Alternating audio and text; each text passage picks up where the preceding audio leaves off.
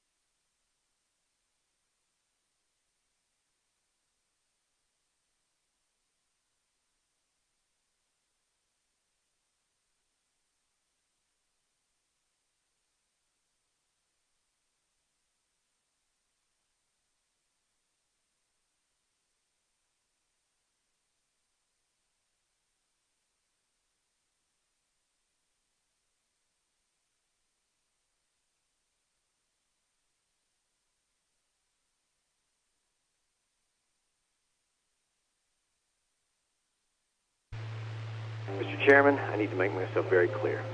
If we uplink now, Skynet will be in control of your military. But you'll be in control of Skynet, right? That is correct, sir. Skynet.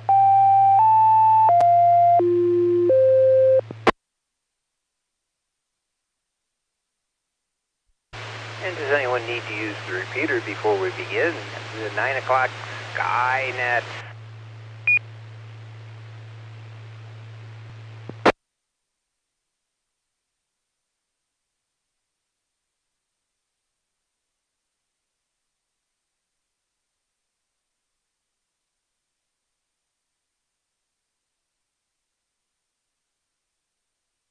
I'll take that as a no. This is Kilo Echo 5, India Charlie X-Ray, KE5ICX. My name's Tom. I'll be your net control for this session of the DARC Skynet. Skynet is a weekly net called every Saturday night at 9 p.m. concerning the subject of astronomy. Our purpose is to help amateurs become more familiar with the nighttime and daytime sky, astronomy, and space in general. This net is open to all amateurs interested in this topic. We encourage your participation, comments, and suggestions for this net. Stations of priority or emergency traffic may enter the net at any time by using the pro sign break very enthusiastically, followed by their call sign. Is there any emergency or priority traffic at this time?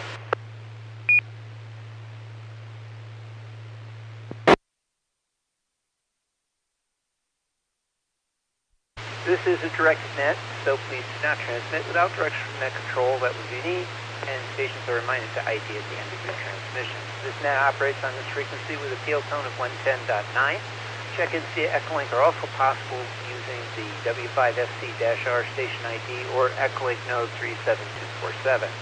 Tonight's topics, astronomy charts, pictures, and live audio-video links are available online. You can go to the club website, which is Whiskey 5 Fried Chicken, W5FC.org right now for the complete list. And remember to tell others about this popular net. All amateur operators are welcome, and you need not be a member of any amateur radio club to participate. This net is approximately 90 minutes long and is structured in the following parts.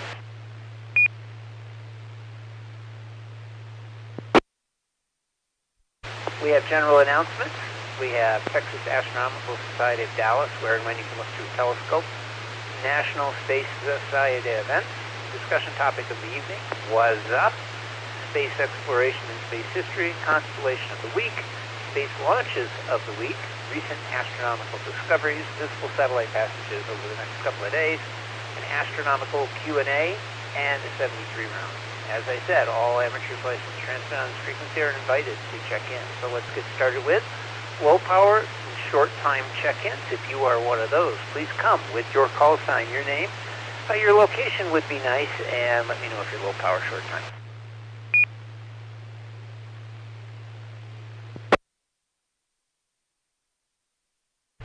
Kilo India 5, Uniform Alpha Uniform, David on an HT in Mesquite.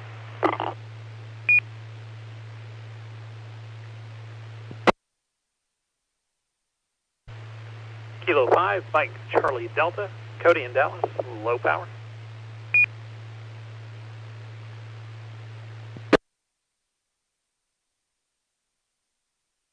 This is Whiskey Bravo number 4, Mike Foxtrot India, WB4MFI, Ted Dallas, low power.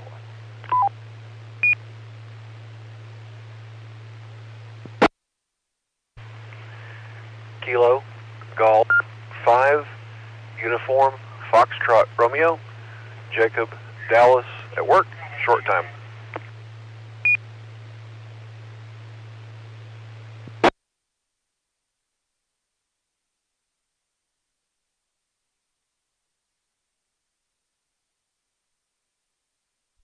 All right, we've got KI5UAU, David, on an HT over in Mesquite. K5MCD, that's Cody in low power in Dallas. WB4 MFI, Tad, Dallas, low power. KG5UFR, Jacob. I think he said Dallas, but I know he said at work, and he's short time. Anyone else, low power or short time, please come down.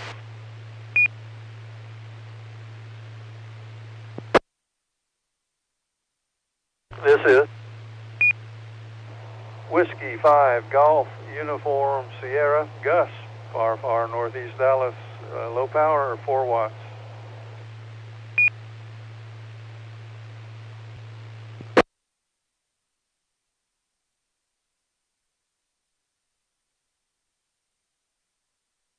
And we pick up Gus, W5GUS in far northeast Dallas, low power. Of those checked in, if anybody has any announcements or anything they want to bring to the net, now would be a good time before you fade into the ether. Please come with your call.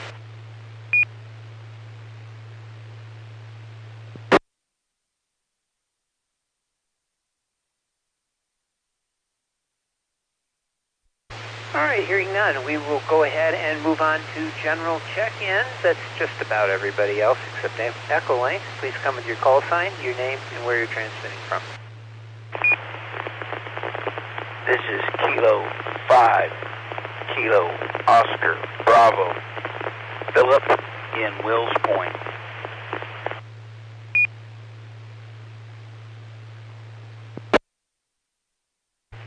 Kilo Foxtrot 5, Juliet Hotel Alpha, Chaz, Planet Earth.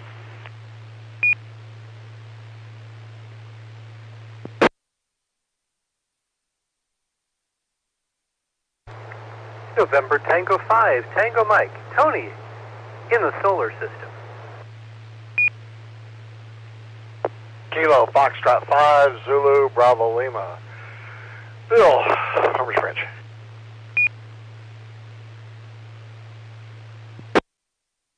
This is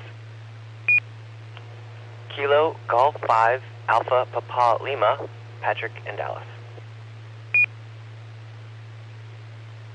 This is Alpha Golf 9er Sierra Golf, Antonio in Dallas. This is Alpha 5, Alpha Hotel, Robert in Richardson. This is Alpha Golf 9er Sierra Golf, Antonio in Dallas. This is Alpha Alpha 5, Alpha Hotel, Robert in Richardson. This is Alpha Alpha 5, Alpha Hotel, Robert in Richardson. This is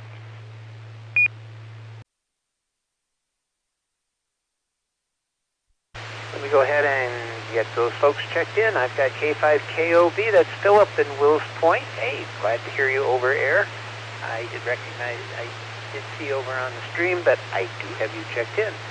K5JHA, Chaz in Mesquite. Well, he says he's on from planet Earth, but I know he's also in Mesquite. NT5TM, Tony in Dallas. He says he's in the solar system, but didn't name his planet, so I'm just going to say Planet Dallas. KF5ZBL, Bill over in Farmers Branch. KG5AP, Rick in Dallas. AG9SG, Antonio, Dallas. AA5AH, Robert in Richardson. I'll take additional check-ins. Please come now. November 5, Oscar Foxtrot, Clay, Milky Way Galaxy.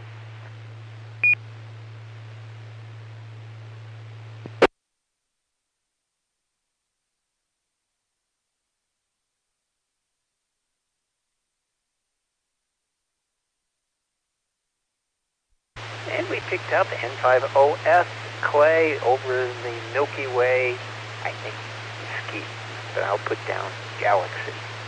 Okay, I'm going to move over to Echolink. I see some of the usual suspects there. If you'd like to check in by voice over at Echolink, now is your opportunity. Please come now with your call sign, your name, where you're transmitting from.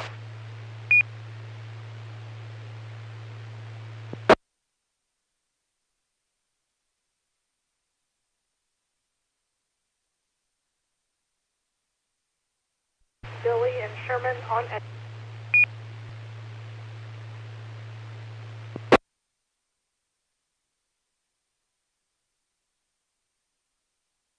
This is Kilo 5, Kilo Tank, Trey Kelly, and why not? I will be in Row Opus.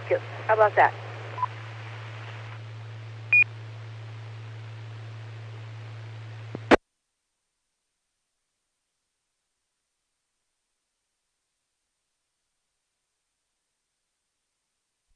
Okay, well, I got the two check-ins over there. We've got KF5PDS, Billy and Sherman cut out, but I could see you were transmitting, so I know it was you. And K5KTX, Miss Kelly, she said somewhere, I didn't quite get it, but I'll put down point that she could be from anywhere because she's that good. All right, I'll open it up to anyone who'd like to check in anywhere. Oh, a beautiful part of space, she says. All right, we got you. Now I understand. I'll take check-ins from anywhere, earthbound or otherwise. Please come with your call sign, your name, where you're transmitting from.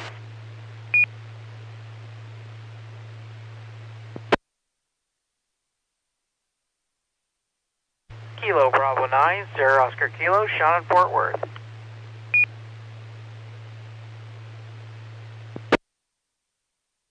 Kilo Echo 5, Zulu Charlie Whiskey, David, Rowlett.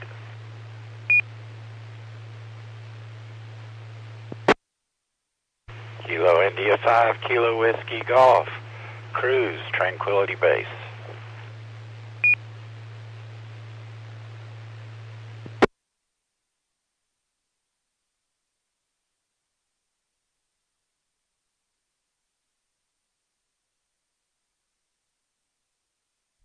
Okay, we picked up three more. I got KB9SOK, Sean over in Fort Worth.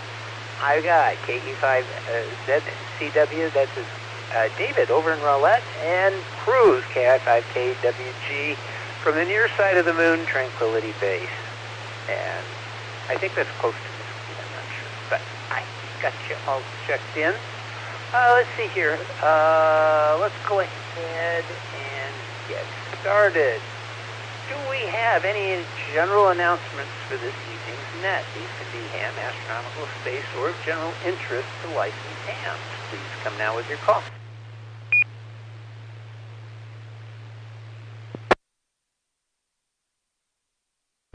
November Tango 5, Tango Mike.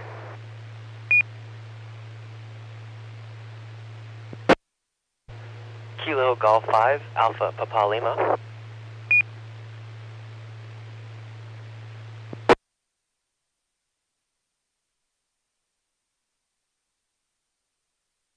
Kilo 5, Tango Echo. I got Tony, and I'll start with Tony, NT5TM, and then we'll go to KG5ATL. Tony, go ahead with your announcement.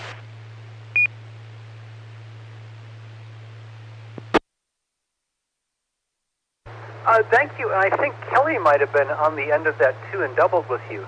I think I announced everything pretty thoroughly in TechNet, but I do want to remind everyone we do have one of the strangest movies ever. Allegedly, it was nonfiction. I don't believe it. Coming up at 10:30 tonight. So this is not our last net of the evening.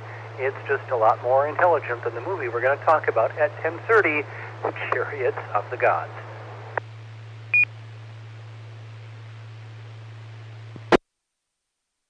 Then tomorrow, it is the third Sunday, so we have a meeting on the air at 7 and a Racy's training net at 8.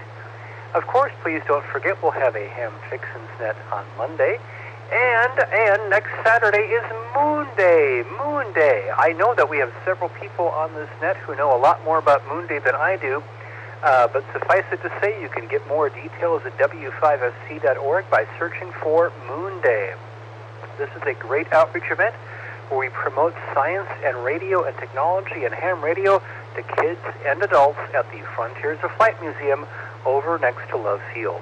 It's just a real blast. I hope you'll be there. Again, check out w5fc.org for more details.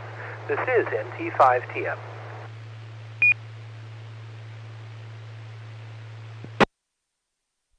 Very good. Thank you, Tony. And I have a little more to say about that at the end.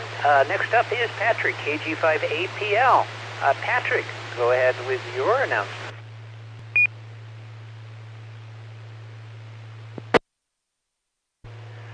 Hey all, this is KG5APL. And I guess my announcements tie into a little bit of what's been discussed already with Moon Day being next week. Before you get to land on the moon, you have to launch for the moon.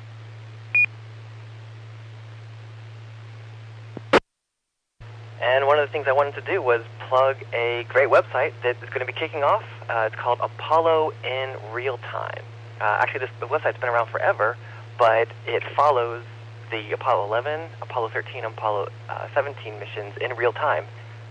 So if you go to it right now, I think you'll see them preparing for the countdown tomorrow morning for the launch, and it just follows the Apollo 11 mission in real time as it happens.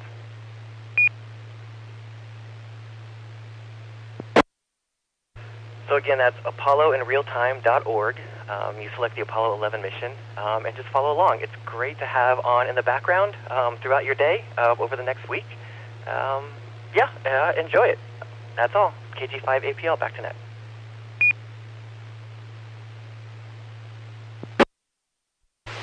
Very good. Thank you, Patrick. Yeah, this is a fun site. I really enjoy this one as well. So it is pretty cool. And for us space geeks, which is just about everybody listening, becomes a lot of fun listening in. And I believe there's notes and crib sheets and everything else that go along with it, so you can get all the technical information that goes with the audio. And I think some of the details even go down to even which switches are switched, which is even cooler. Okay, next up is Kelly. Something to say in any case about Moon Day, but K5KTX, Miss Kelly, what do you have for us?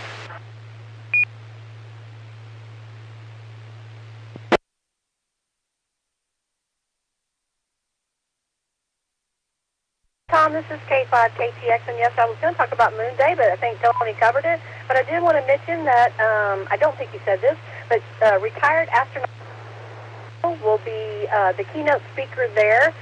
So it should be a great day. And also our own Dr. Billy Cheek will be doing a presentation, and our own Chaz Casey will also be giving a presentation.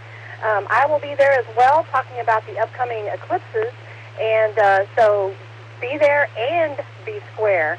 I also wanted to mention we are less than 3 months away from the 2023 annular solar eclipse, and if you haven't made reservations yet, well, you might be out of luck, but be sure to, if you're still looking for a place, I want to mention that the El Dorado Star Party is going to be held during that eclipse. In fact, the last day of the event will be the annular solar eclipse.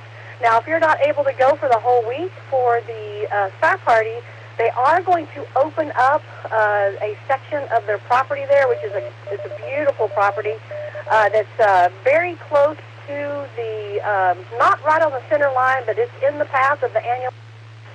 And it would be a short drive if you want to be on the center line. But they're going to open that up just for the day if you wanted to just come on that Saturday. I would not be surprised if this event sells out very quickly, and they are going to open reservations coming up in August.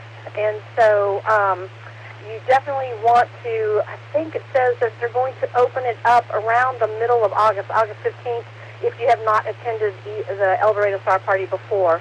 So you might want to take a look at that. And then also, next April, the total solar eclipse is coming up. Of course, Dallas will be in the path of that one. But if you want to have another option of a place to go, if you want to get out of the traffic that will probably occur in Dallas, the Texas Star Party is also holding their own event. It's going to be a 4-night event with accommodations and meals and all of that, and it's going to be just a few miles southwest of Hillsboro, or they're not far from Waco. And so go to the TexasStarParty.org website, and they're going to start, they haven't started registration for that yet, but you might want to look at that if you're looking for a place for that eclipse. And that's all I've got. This is K5 KTS.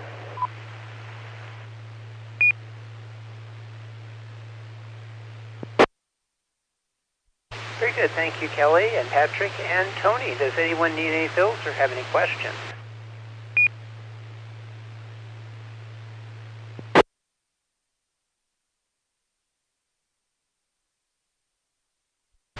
Okay, 2 notes on this.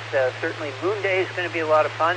This is like Easter time for space geeks. Just about everybody on this net or listening in will be doing something for Moon Day or pretty close. And the Frontiers of Flight Museum is that venue for the Dallas area, and I hope you will come by. DARC can still use some folks, I think. I think we got everybody checked in who will be there, who wants to attend and help out for DARC. So if you are one of those folks, come on by. Wear some gear that says you're a ham radio operator. We'll get you in for free. So, and we can use your help, of course. Also, the solar eclipses are going to be really interesting. I was up in Kansas for the one a few years ago. That is just amazing. The first eclipse, the only eclipse that I've been to, total eclipse, and being on the line for the total eclipse, it was indescribable. Very much like, rocket launches, like the Saturn V that I saw many, many years ago. It's amazing. If you have an opportunity, don't go anywhere. Stay in town for the total eclipse. So we're looking forward to it. I hope we have clear skies that day. It'd be fantastic. You're in for a real show. All right. Let's see here. Are there any other announcements from anyone out there? I'll give you a second chance if you have it. Please come and your call.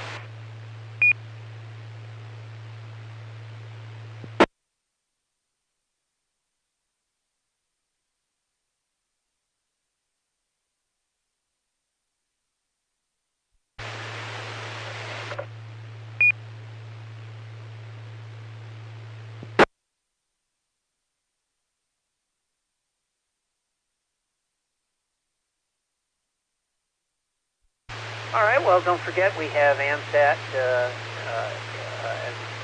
nets that are available here in Dallas. There's actually 3 of them on Tuesday evenings at 8 p.m. If you need Echolink installed and you registered, you can find the net under Groups and AMSAT, A-M-S-A-T. Live audio video link at amsatnet.com.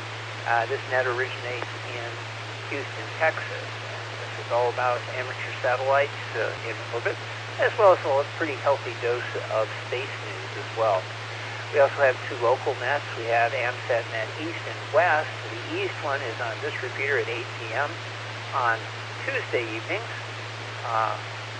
Tom, N5HYP is net controller, and everyone is welcome to check in. Then we have Dallas AMSAT Net West, which is the following evening, also with Tom, at 9 p.m. on the Arlington repeater at 147.140 megahertz. With a scale zone of 110.9. Remember, that's a positive offset.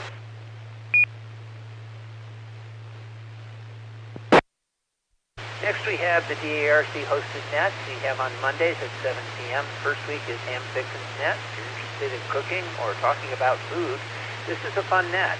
We share recipes, discuss food techniques, and all that jazz, and more. That's on the first Monday of every month. Ham Fixin's Net. Second week is MCOM 101. If you're interested in learning about emergency communications and agencies here in the Dallas area, this is nice to check in on, learn a little bit about emergency communications. You don't have to be a member of any organization. In fact, that's a great time to sign up and join an organization if you feel so inclined. There's many of them here in the Dallas area that you can help out with your radio skills. Third Monday, we have Ham Fixin's Net, second helping, same as first. Fourth week is GeekNet. That's when Tony at T5 PM brings out all the geekiness in all of us, discusses things about technology, of course, radio, and many things involved in which we have sometimes a puzzler or some really interesting news of interest to people like us. Fifth week is the surprise night. I believe we have a fifth Monday coming up this month. It is a surprise net. We told you what it is. It wouldn't be a surprise. And on-air participation is encouraged. Tuesdays, we have, I told you about AMSAT Net East. On Fridays, we have Serpens City Simulation at 8 p.m. Learn about emergency communications via CERT-trained amateur radio operators. Melissa, KI5GRH, is usually in that control. Visit the most disaster-prone city in the universe every Friday, Serpens City. All are welcome. We have our other nets. We have, of course, Saturday is the night of nets. We have from 7 to 8, which you may have missed or you participated in. That would be the TechNet from 7 to 8 o'clock, from 9 until 10:30, which I'll give the information on in just a couple of minutes. First and third Saturdays is Amateur Radio Club Meeting on the Air, or MODA. That's where you get to learn about the club that maintains this repeater. We hope you'll listen in and join us there as well. Every night at 6:30 is the ARRL National Traffic System Training Net. It's message handling, and it is a training net, so you can make no mistakes. It is a training net. So come on by, listen in, and if you feel brave enough, go ahead and take a piece of message or two to deliver to other people here in the Dallas area. Or send a message out to anywhere in the United States. Kind of cool, a lot of fun. That's it from me on those. Does anyone need any fills on any of the material I just covered?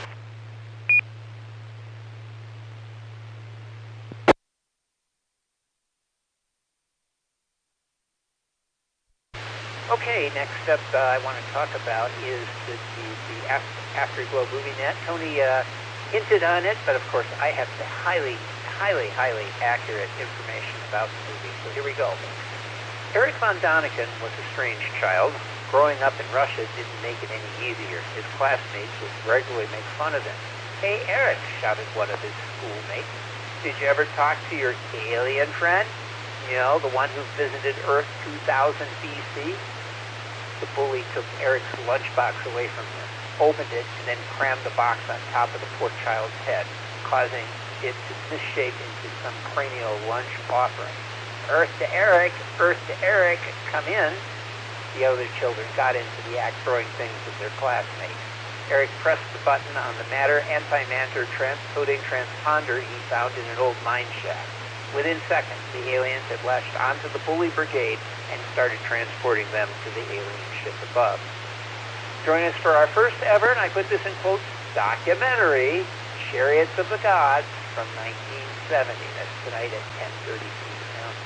And I actually, I paid money. I paid money to see this movie. I think it's 75 cents or something. But that's what I paid to see this movie. I asked for it back, and I think Eric was at the front box office, and he was giving my money back. And I cried. So on everything else, you can keep up with all the DARC events, nets, and activities by going to the club website, which is with whiskey5friedchicken.org.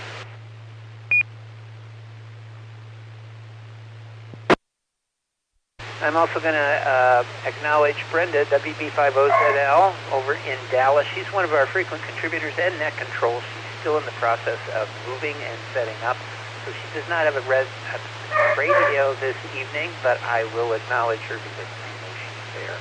And I got a big thumbs up from her from the chat window, so she listens too. Okay, are there any additional check-ins? Please come now with your call sign.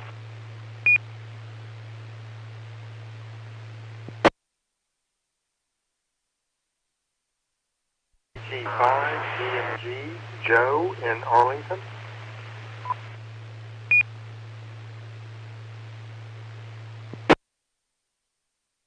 This is Kilo Golf 5, Whiskey Victor Lima, James in Carrollton.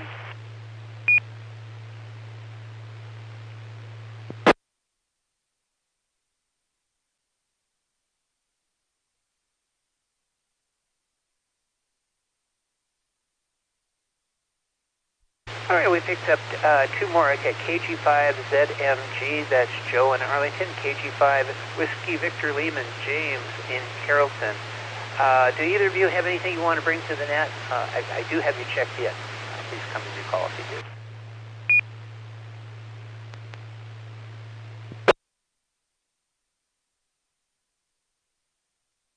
This is Kilo Golf 5, Whiskey Victor Lima, James. I'm just out here in the garage listening to the net and hope I can stay out here long enough to listen for the hour. KG5 WVL.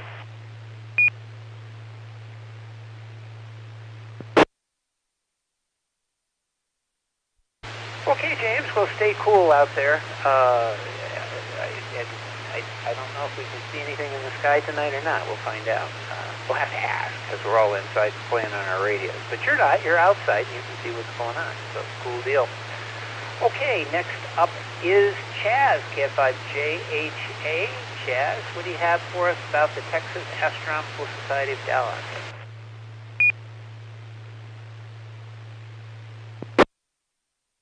Thank you, Tom. Good evening, everyone. Tom, it sounds like you have someone that wants to check in with a bark at your location. If that being checks in, I'd like to check in Bob the cat, too. Okay. And I do want to thank everyone that checked in with their place in the universe. Yes. The next Texas Astronomical Society of Dallas Club meeting will be held on Friday, July the 28th. The meeting will be held at 7:30 p.m. in person at the University of Texas at Dallas, and also held at on Zoom, I should say. The featured speaker is going to be Michael Reimer, and his topic is going to be about the upcoming solar eclipses and suggestions on what the Texas Astronomical Society of Dallas should do for general public observing. Now, the Saturday night public observing sessions have begun again. Skynet was picked to be on Saturday night so that there could be an opportunity for live reports from the Texas Astronomical Society of Dallas public observing sessions. Unfortunately, it's been cloudy a lot recently on Saturday night. So on the third Saturday night, which would be tonight, the stargazing would have been held at Cedar Hill. But I don't think it was because the last time I looked outside, it was cloudy. So just in case, is there a ham radio operator at Cedar Hill that would like to make a report? If there is, please come down with your call sign.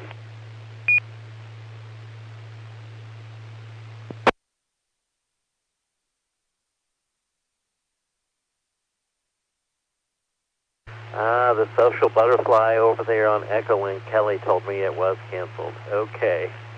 You can check the Texas Astronomical Society of Dallas website, texasastro.org, for up-to-date information and details about meetings and public observing stations.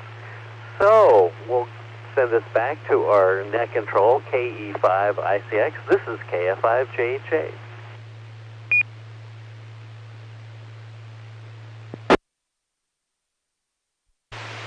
All right, very good. Thank you, Chaz. Appreciate that.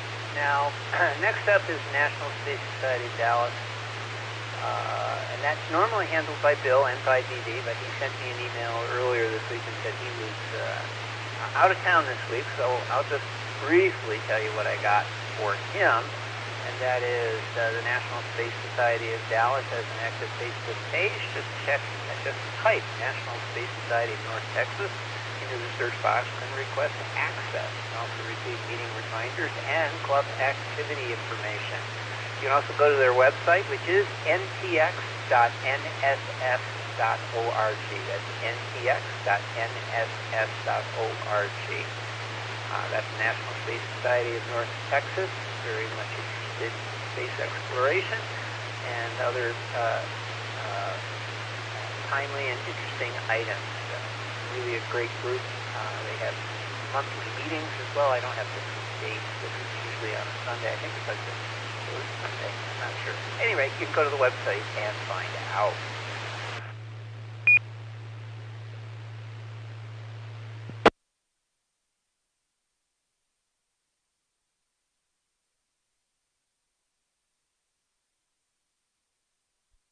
All right, give me a second here. I got to set up the slide thing. It's acting up. I got to do a little bit of everything. So hold on just a second.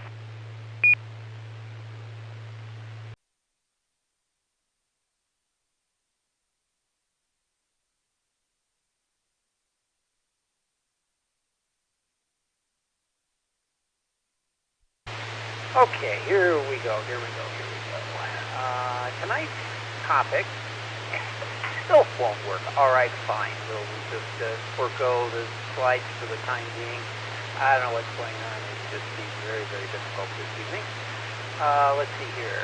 Tonight we're going to talk about white holes, what we know about black holes, neglected twins. And this comes from a recent article. In fact, it came out here a couple of days ago from space.com. That's why I picked it. It's somewhat timely.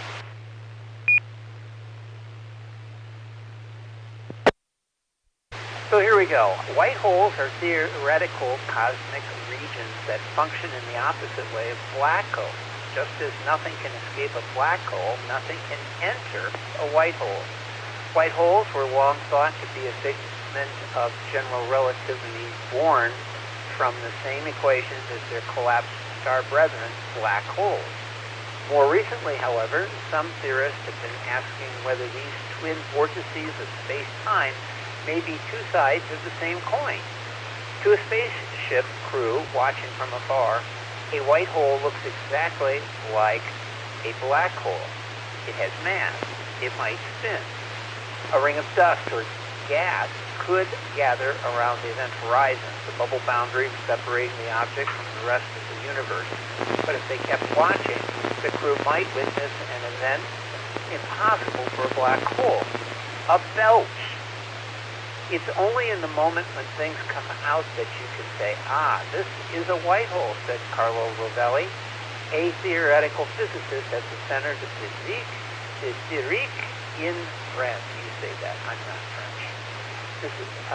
Physicists describe a white hole as black hole's time reversal, a video of a black hole played backwards, much like a bouncing ball is the time reversal of a falling ball.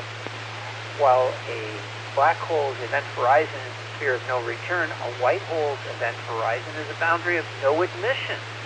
Space-time's most exclusive club. No spacecraft will ever reach the region's edge.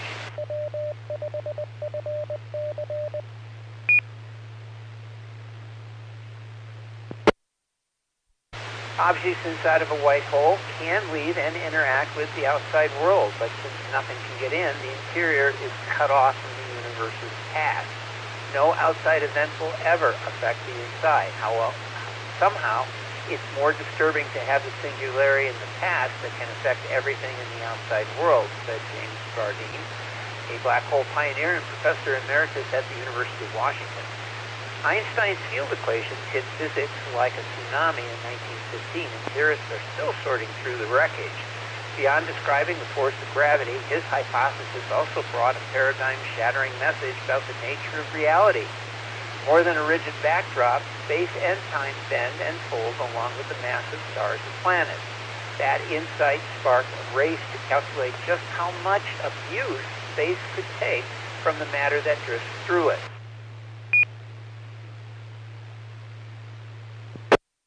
And I am KE5ICX. Within a year, physicist and astronomer Carl Schwarzschild found the first exact solution to Einstein's equation for calculating how space-time curves around a single ball of mass. In his answer, lay the seeds of what physicists today call a singularity, spherical mass shrunken down to an infinitely dense point, wrapping space around it so tightly that the region pinches off from the rest of the universe. It forms a no man's land whose event horizon fractures the link between cause and effect. Black holes are the most famous singularities, regions of space so warped that no exit exists. The outside universe can influence in the inside of the black hole's horizon, but the interior can't affect the exterior. When mathematician Martin David Krusko extended Schwarzschild's black hole description in 1960 to cover all domains of space and time, his new picture contained a reflection of a black hole singularity, although he didn't realize its significance at the time. Later, as black holes entered the vernacular, a natural term emerged for their theoretical twin. It took 40 years to understand black holes, and it's only recently that people have been focusing on white holes, Levin Belly said.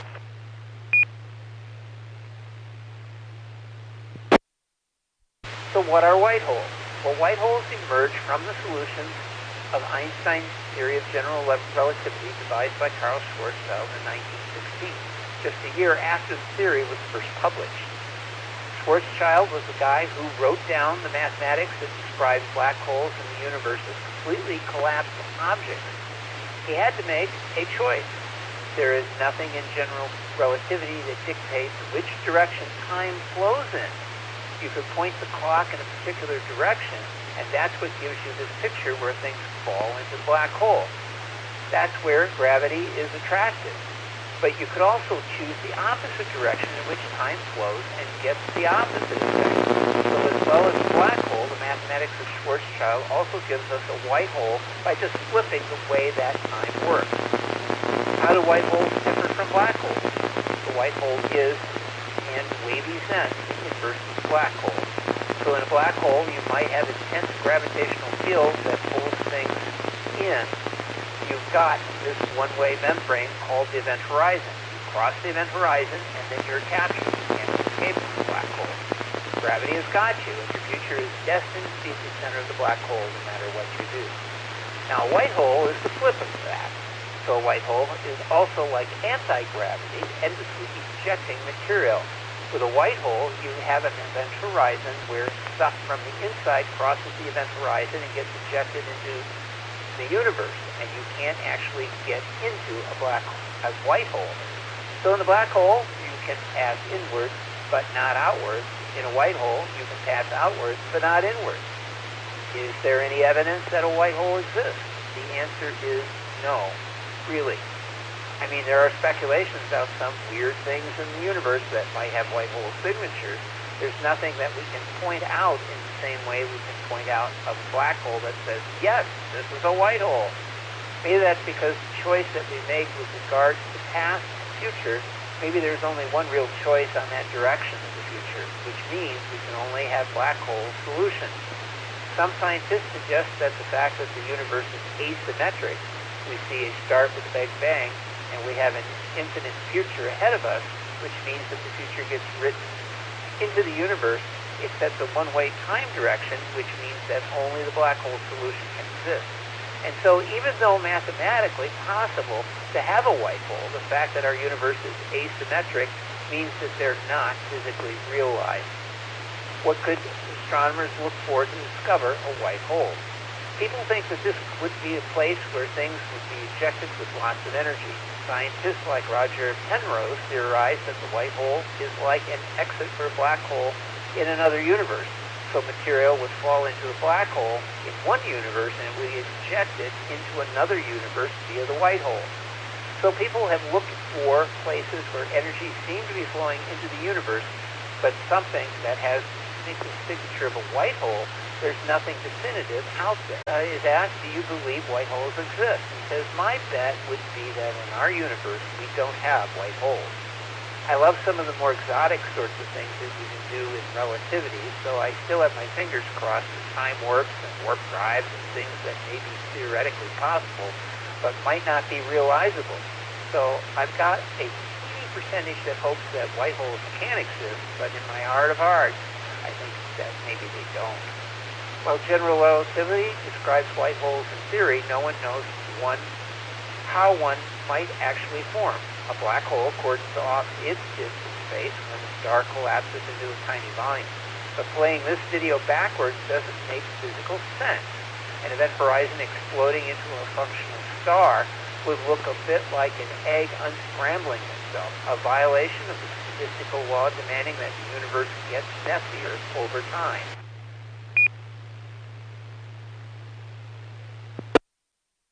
Even if large white holes did form, they probably wouldn't hang around too long. Any outgoing matter would collide with matter in orbit, and the system would collapse into a black hole.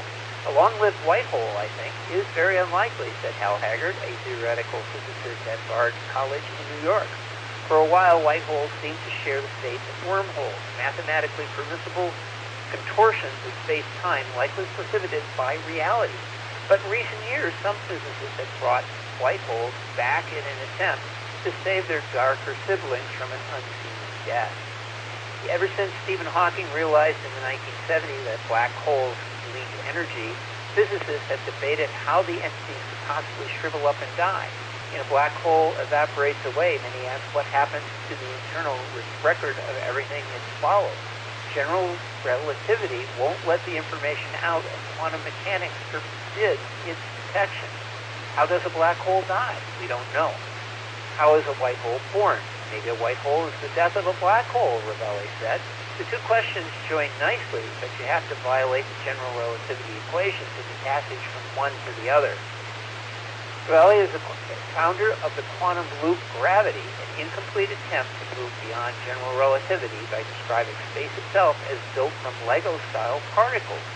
Guided by tools from this framework, he and others described a scenario where a black hole grows so small that it no longer obeys common sense rules of stars and the billiard ball. On the particle level, quantum randomness takes over, and the black hole could transform into a white hole.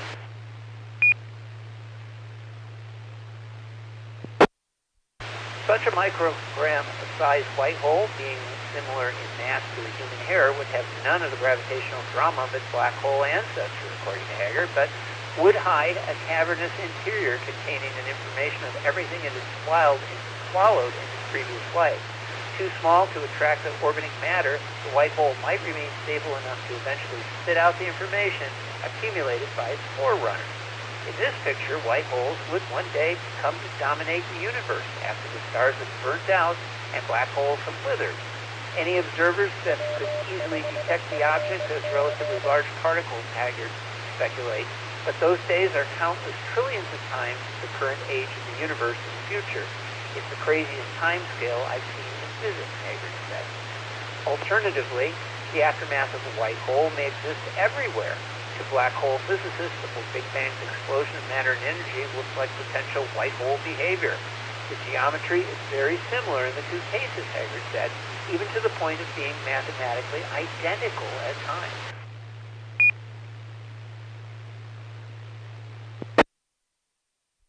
Cosmologists call this picture the Big Bounce, and some state characteristics white holes feature in the universe's earliest observational light. Ravelli also wonders if violent radio bursts represent the cries of theoretical mini-black holes left over from the Big Bang as they make an early transition into white holes, although this explanation appears increasingly unlikely. The universe may not contort itself into all the shapes general relativity allows, but Haggard thinks physicists should allow this rabbit hole all the way to the end. Why wouldn't you investigate whether they, white holes, have interesting consequences, he said. It may be that those consequences aren't what you were expecting, but it would be foolhardy to ignore them.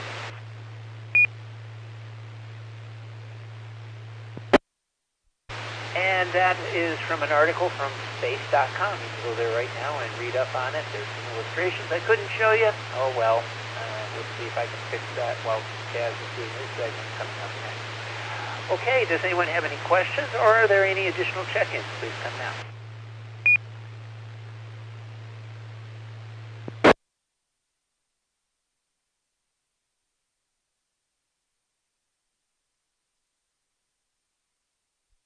Okay, next up is Chaz, KF5JHA. What's up for us this evening from KE5ICX?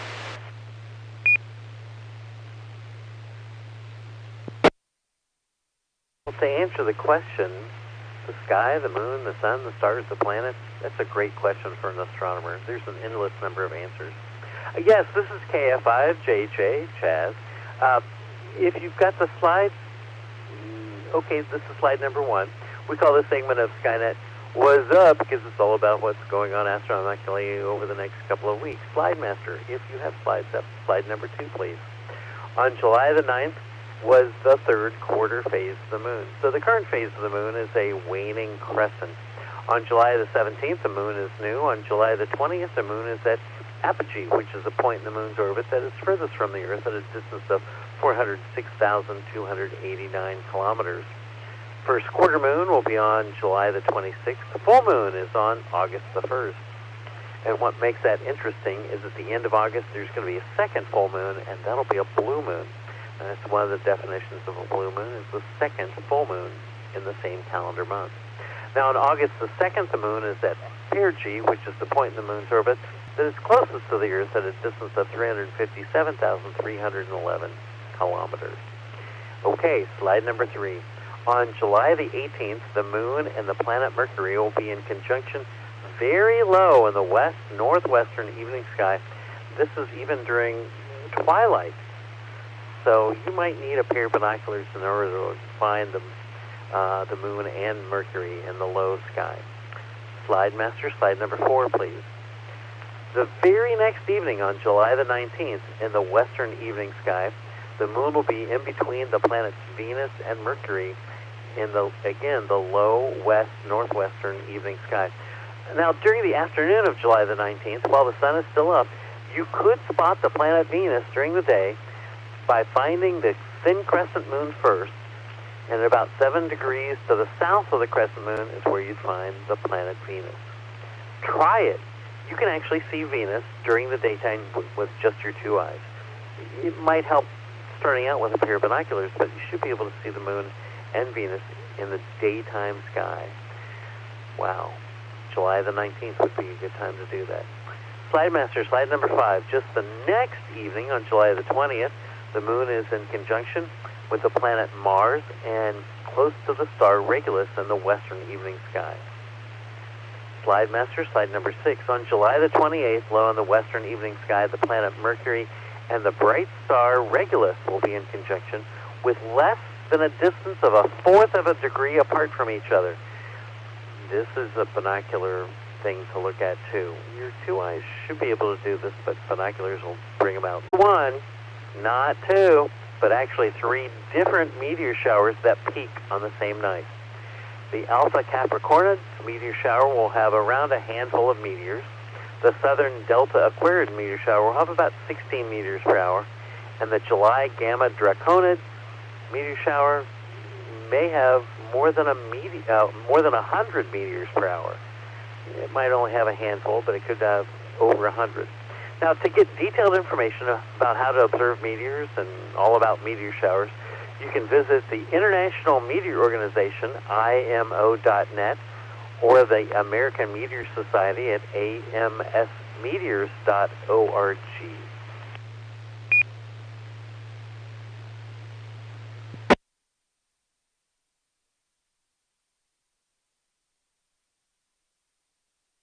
Once again, the next Texas Astronomical Society of Dallas Club meeting will be held on Friday, July the 28th at 7:30 p.m. at the University of Texas at Dallas, and also held on Zoom. And we'll be talking about the upcoming solar eclipses and what TASS might be doing for general public observing. And the TASS public observing sessions on Saturday nights have begun again. The one for tonight has been canceled because of clouds. But if you wanted to find information out about the Texas Astronomical Society, go to texasastro.org for up-to-date information. All right, Slide Master, slide number 9. Now, do any of you out there in Radio Land have a question or need a fill on any of the things I've talked about? Or maybe you just have a general astronomy question. Come now with your call sign if you have a question or need a fill.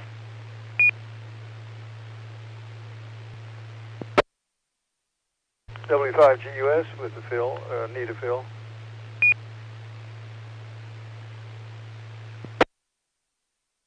Mr. Gus, you need a fill. Go ahead. Yes, thanks, Chad. I missed the date on that meteor shower where the three are peaking at the same time. What was that date, please? W5GUS.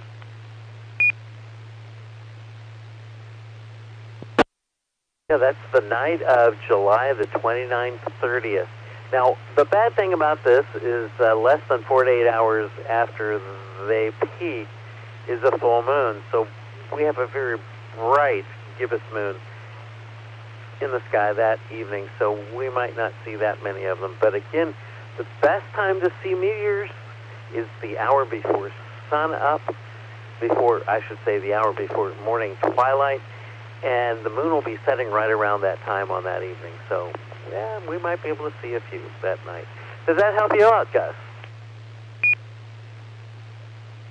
It sure does. Thanks, Chad. I'll have to set my alarm. Thanks. W5GUS. Thank you for the question, Gus. And it's going to be much better if you're out in the countryside, too. All right. Slidemasters, so number 10, please. As the moon is waning currently, so do these words for this segment of Skynet. Stay safe, keep well, pray for our world. It's the only one where humans live right now. And until next time, actually, I'll be doing another segment on Skynet in a few minutes. Keep looking up so you know what's up. And this is KF5JHA, back to our net control, KE5ICX. Tom, if you didn't know that Tom was it, he is the founder of Skynet. I'm just one of the minion recruits.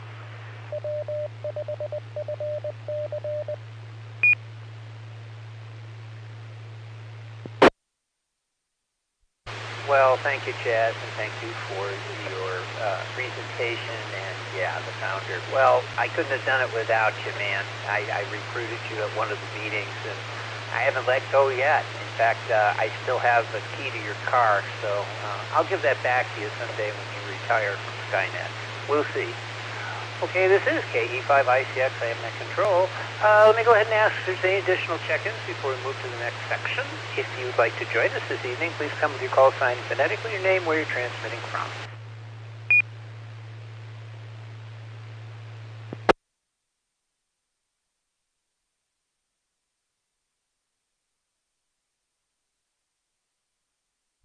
Okay, hearing none, we will move to the next section. This one is space exploration and space history. Tonight, Kelly, K5KTX, has our presentation. So, Kelly, please go ahead from KE5ICX.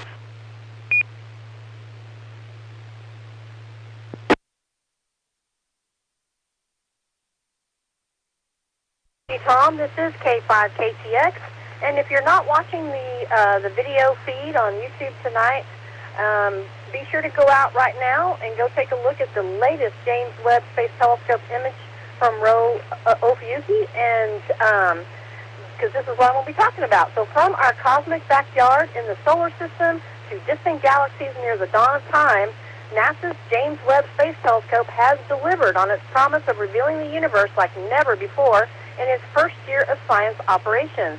To celebrate the completion of a successful first year, NASA has released Webb's image of a small star-forming region in Rho Ophiuchi Cloud Complex.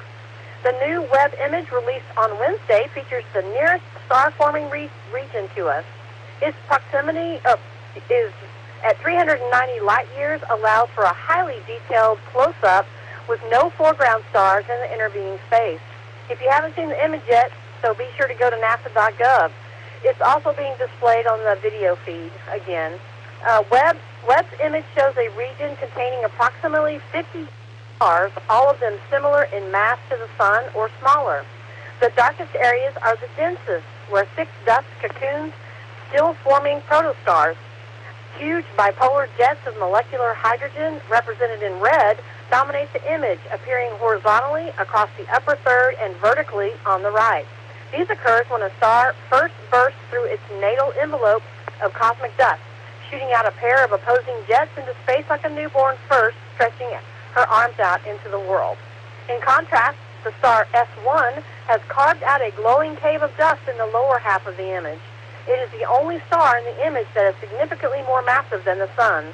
Some stars in the image display telltale shadows indicating protoplanetary disks, potential future planetary systems in the making.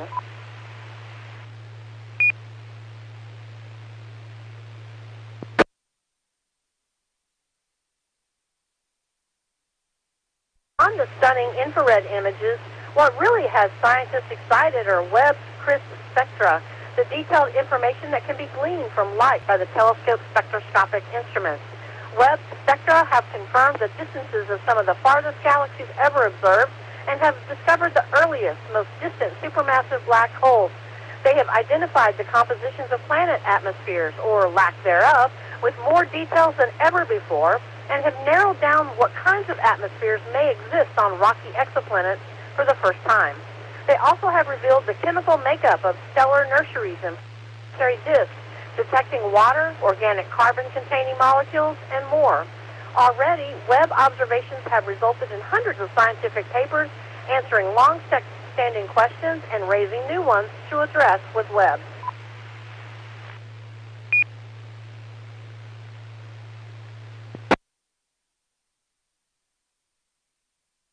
The breadth of Webb science is also apparent in its observations of the region of space we are most familiar with, our own solar system.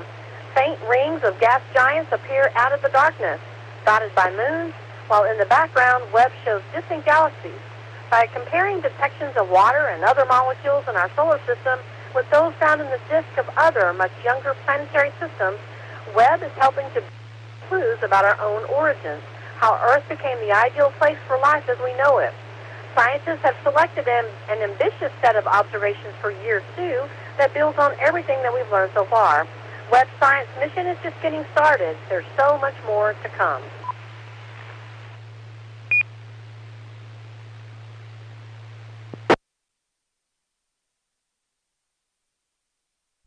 In space history this past week, beginning on July the 11th, back in 1979, America's first space station, Skylab, returned to Earth.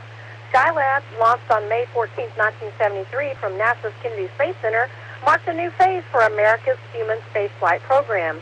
The goal now became to stay in space for longer periods of time and conduct complex scientific experiments in the unique space environment. Dr. Werner von Braun and his team at NASA's Marshall Space Flight Center in Huntsville, Alabama, converted the third stage of the Saturn V rocket into a habitable orbital laboratory. It was put into space on the last Saturn V to launch. Efforts in the early summer of 1979 to safely deorbit Skylab was mostly successful. The planned re-entry over the Indian Ocean happened as expected, but some of the remnants of Skylab went further east than expected and came down over parts of Australia.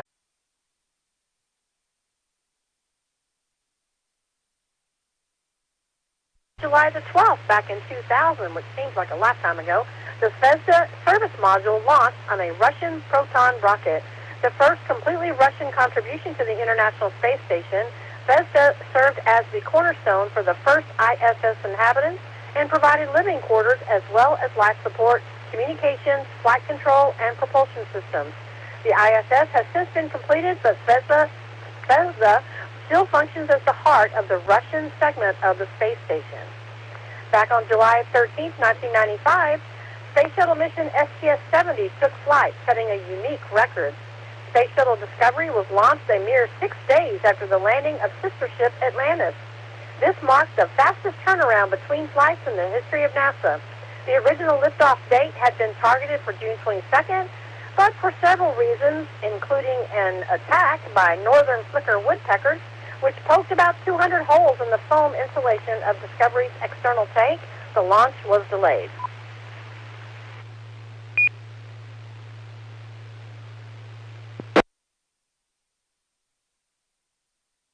July 14th, back in 1965, Mariner 4 reached Mars and took 21 pictures, making it the first spacecraft to photograph another planet from close range. Flying as close as 6,118 miles from the surface, the probe observed that Mars had low atmospheric pressure compared to Earth, no magnetic field, and a surface with many impact craters. After completing its historic flyby, Mariner 4 continued on into solar orbit, where it observed the solar wind environment and return data to Earth for 3 more years.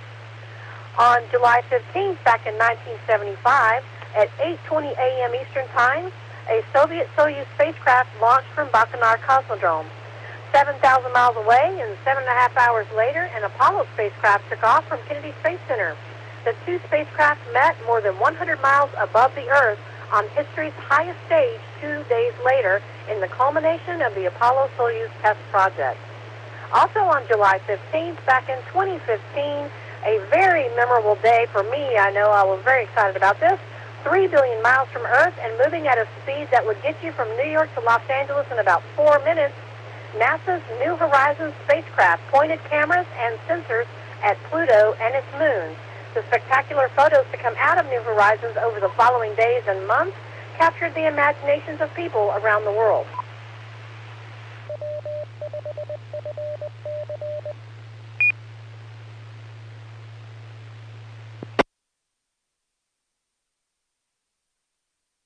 Finally tonight, we'll celebrate some astronaut birthdays over this past week, beginning with July 11th, 1950. Happy birthday to Lawrence DeLucas, who was on Space Shuttle mission STS-50.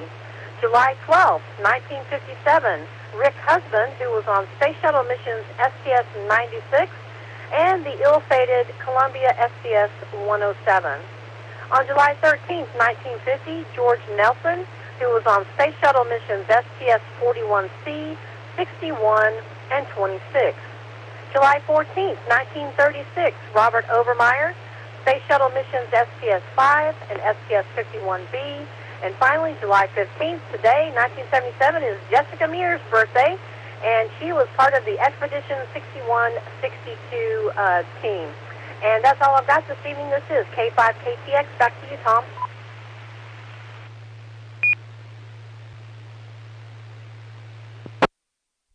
And thank you, Kelly. And thank you for your presentation. And Chaz, you should find this interesting about the STS-70 mission.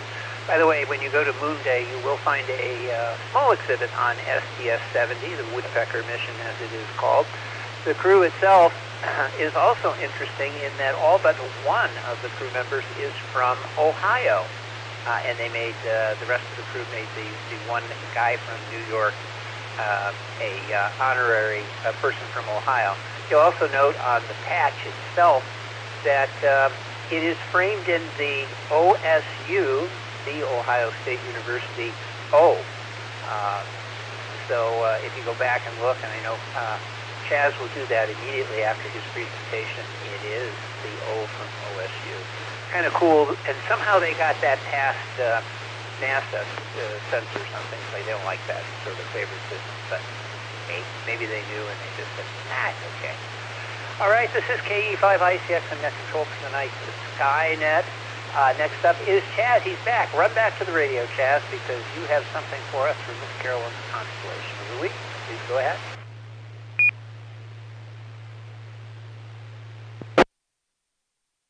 Thank you, Tom. I did not know that about number 70. It sounds like it was also a religious experience because it was holy. That's all right. I'll let people have time to get that one. Slide Master slide number 11. Miss Carolyn's Constellation of the Week is named in honor of Silent Key Carolyn, KC50ZT. Carolyn contributed to Skynet each week, almost from its beginning in 2012 until May of 2019, with a detailed look at one particular constellation each week. Now, since there are about 52 easily visible constellations seen in North Texas throughout the year out of the total of 88 constellations, so Miss Carolyn covered the entire sky as seen over North Texas in a year. And in her honor, we've continued that tradition of a constellation per week and named this segment after her. Miss Carolyn's Constellation of the Week of this week is Serpens, the snake. Now, quoting from Vernon's Celestial Handbook, Serpens is the snake, which is the symbol of the divine healer, who became the god of medicine in ancient Greek mythology and who appears in the sky as Ophiuchus. Ophiuchus is known as the serpent bearer or snake handler. Serpens is the only star group completely divided into two pieces. The head of the snake, which is west of Ophiuchus, and the tail of the snake, which is east of Ophiuchus. Interesting. Sidemaster, side number 12, what everyone's been waiting for, the jokes of the week.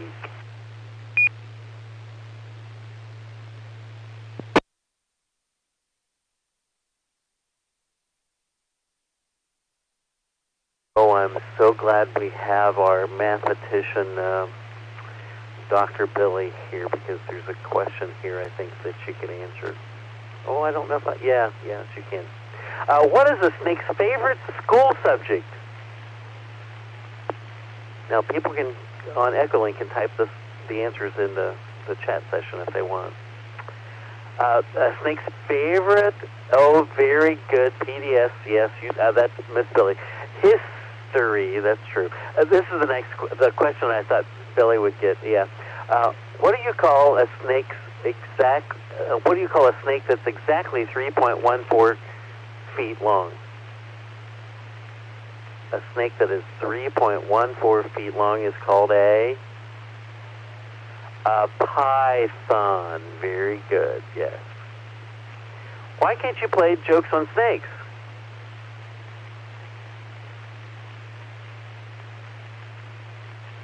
Because you can never pull their legs. Oh, come on, that was funny, wasn't it? What do you call a snake without clothes on? A snake kid. You can think about that one. What do you call a hypothetical situation where a snake chases an Asian from point A to point B?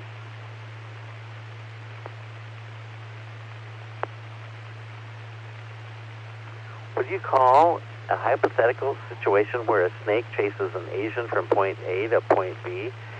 A Pythagorean theorem? Okay, you have to think about that one. Why can't snakes rob a bank? Here's a bonus one for tonight. I usually have between 4 and 6 jokes. This is number 7. What snake do you use to clean your car windows? A windshield viper. Slide number 13, please.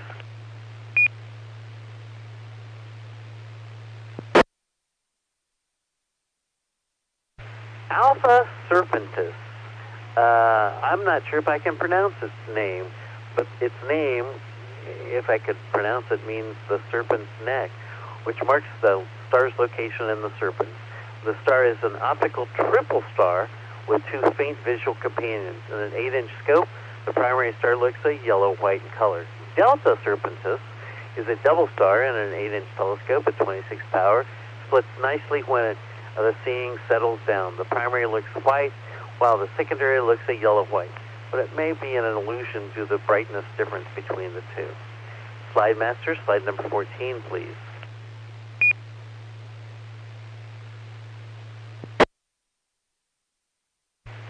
Messier objects number 5. M5 is a bright globular cluster. When you think about globular clusters, you often think of M13 and Hercules. M13 is certainly better known than M5, but Walter Scott Houston pointed out an interesting paradox. In the Deep Sky Wonders column, it may come as a surprise to learn that M5 is actually listed as being a 1/10 of a magnitude brighter in the Sky Atlas 2000 than M13. Both M13 and M5 are similar in size too. In fact, M5 is the brightest globular cluster in the northern hemisphere of the sky, and indeed is surpassed by only 2 southern globular clusters, 47 Tucani and Omega Centaur. M5 is visible to the naked eye under dark sky conditions. In an 8-inch telescope, M5 is nicely framed and resolves well at 126 power. It looks very similar to M13 in the sky. Slide master, slide number 15, please. I wanted to say 16 because that's the object we're looking at. M16 is the Eagle Nebula, or the Star Queen Nebula. In spite of its popular name of the Eagle Nebula, M16 is not just a nebula. It also includes the associated open star cluster of stars. When you look at M16 in a telescope, the cluster is what you visually notice first. The nebula itself, which is much harder to make out in smaller telescopes, can be seen, though. And this is KF5, JHA, and this is Skynet. Slide Master, slide number 16 now.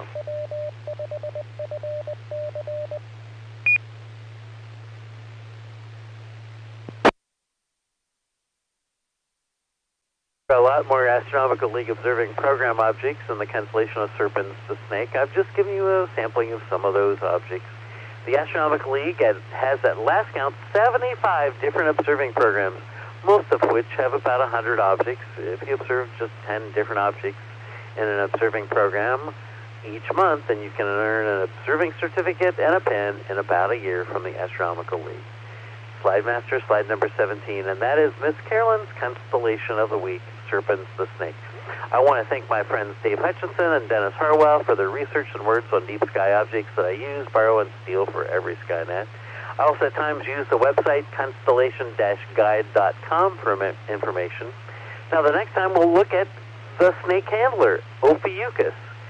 And sometime in the next couple of weeks, we're going to have to talk about the doubling in size of our universe that's just recently happened. Or has it? 24 billion light years? And this is KF5 JHA sending it back to our net control. Tom, it's all yours. KE5ICX 73, everyone.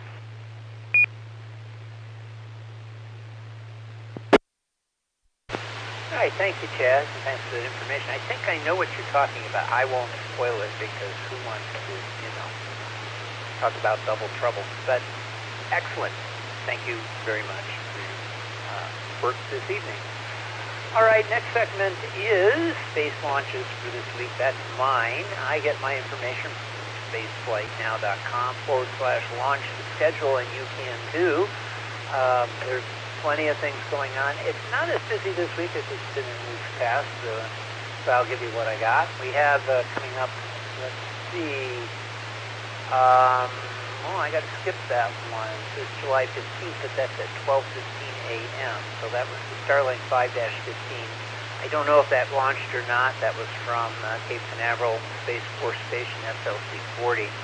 So it's a Starlink V1.5 Internet satellite.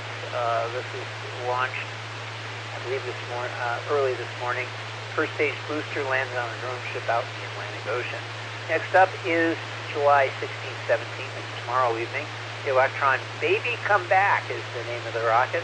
Launch is at 8:23 New Zealand Standard Time from Mahia Peninsula, Launch Complex 1. The Rocket Lab Electron rocket will launch a NASA's Starlink mission, which consists of 4 CubeSats to demonstrate technologies for future swarm satellites. It will carry Telesat's LEO-3 demonstration satellite for space flight laboratory, I guess, and 2 3U satellites for Aspire Global, carrying Global Navigation Satellite System Radio Occultation, or GNOS-RO, payloads, which should provide data to improve weather models and forecasts. The first stage of the Electron rocket will be recovered after it splashes down in the ocean. Then July 18th, 19th overnight, Starlink 6-15 will launch. This will be from SLC-4E at Vandenberg Space Force Base. Another batch of second-generation Starlink V2 mini internet satellites. The Falcon 9's first stage booster will land on the drone ship. Of course, I still love you in the Pacific Ocean.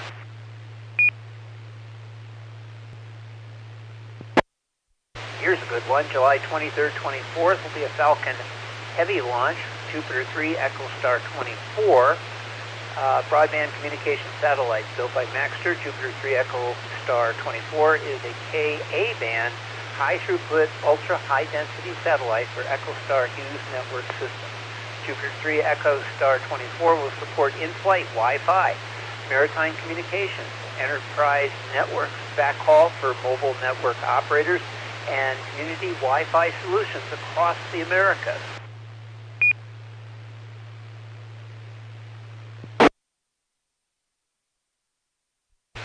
Next is the O3B mPower 5 and 6 that'll launch from SLC-40 at Cape Canaveral. The Falcon 9 rocket will launch the third pair of the O3B M-powered broadband internet satellites into medium Earth orbit for SES of Luxembourg. The satellites built by Boeing will provide internet services over most of the populated world, building on SES O3B network. Falcon 9's first stage booster will land on a drone ship in the Atlantic Ocean.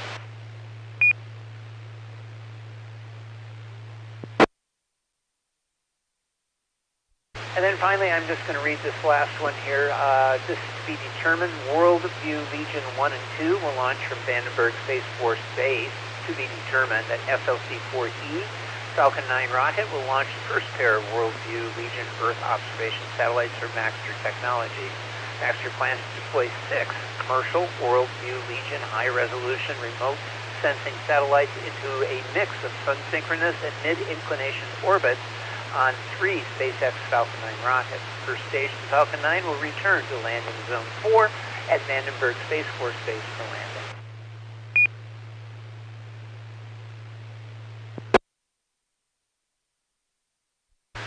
All right, next up, let me see if I can bring this baby up, is Brenda's contribution. She won't be here this evening, but I will give her credit for her contribution this evening. Go ahead and read it. This one is from Science Daily and Science News. The James Webb Telescope catches glimpse of possible first ever dark stars. Stars powered with dark matter still need proving, but could reveal clues about the nature of one of the universe's great mysteries.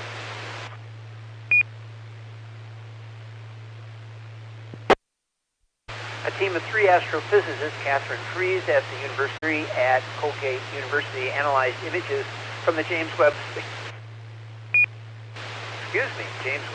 Telescope and found the 3 objects that might be dark stars, theoretical objects much bigger and brighter than our sun, powered by particles of dark matter annihilating. If confirmed, dark stars could reveal the nature of dark matter, one of the deepest unsolved problems in all of physics. Discovering a new type of star is pretty interesting all by itself, and discovering it's dark matter that's powering this, that could be huge, said Fries, director of the Weinberg Institute for Theoretical Physics, and Jeff and Gail Godowski, endowed chair at physics at UT Austin. Although dark matter makes up about 25% of the universe, its nature has eluded scientists. Scientists believe it consists of a new type of elementary particle, and the hunt to detect such particles is on. Among the leading candidates are weakly interacting massive particles. When they collide, these particles annihilate themselves, depositing heat into collapsing clouds of hydrogen and converting them into brightly shining dark stars. The identification of supermassive dark holes could open up the possibility of learning about dark matter based on their observed properties.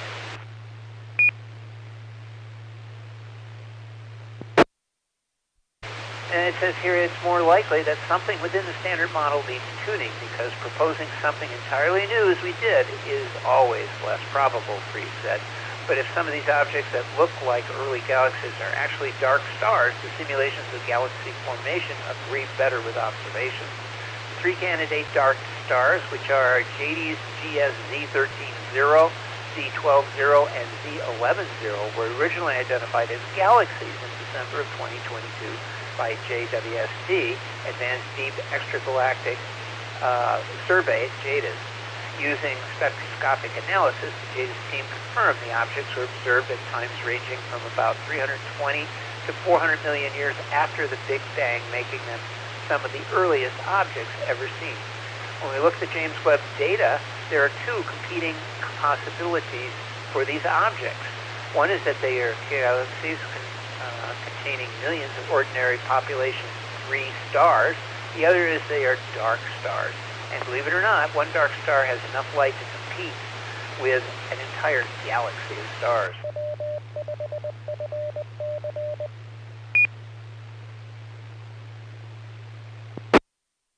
And this is KE5ICX. Dark stars could theoretically grow to be several million times the mass of our sun and up to 10 billion times as bright as the sun. We predicted back in 2012 that supermassive dark stars could be observed with JWST, said Eiley. Assistant Professor of Physics and Astronomy at Colgate University. As shown in our recently published PNAS article, we already found these 3 supermassive dark star candidates when analyzing JWST data for the 4 high redshift JD's objects spectroscopically confirmed by Curtis Lake and others. I am confident we will soon identify many more. The idea of dark stars originated in a series of conversations between Fries and Doug Spoiler, at the time a graduate student at the University of California, Santa Cruz. They wondered, what does dark matter do to the first stars to form in the universe? Then they reached out to Paleo Gandalo, an astrophysicist at the University of Utah, who joined the team. After several years of development, they published their first paper on the theory in the journal Physical Review Letters in 2008. Together, Fries, Spoiler, and Gandalo developed a model that goes something like this. At the centers of early proto-galaxies, there would be very dense clumps of dark matter along with clouds of hydrogen and helium gas. As the gas cooled, it would collapse and pull in dark matter along with it.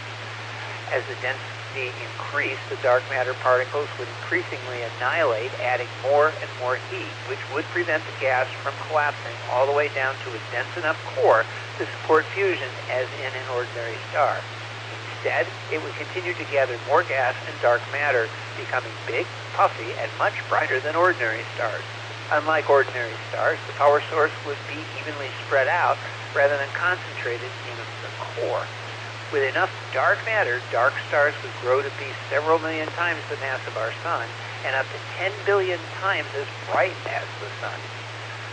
And it says, and that's the end of the article, it says that funding for this research is provided by the U.S. Department of Energy's Office of High Energy Physics Program and the Swedish Research Council at the Oscar Klein Center for Cosmoparticle Physics at Stockholm University. And again, you can find this information at ScienceDaily.com. Great place for science information, not just astronomical. Check it out. It's free. And this is KE5ICX. I am in control of tonight's Skynet.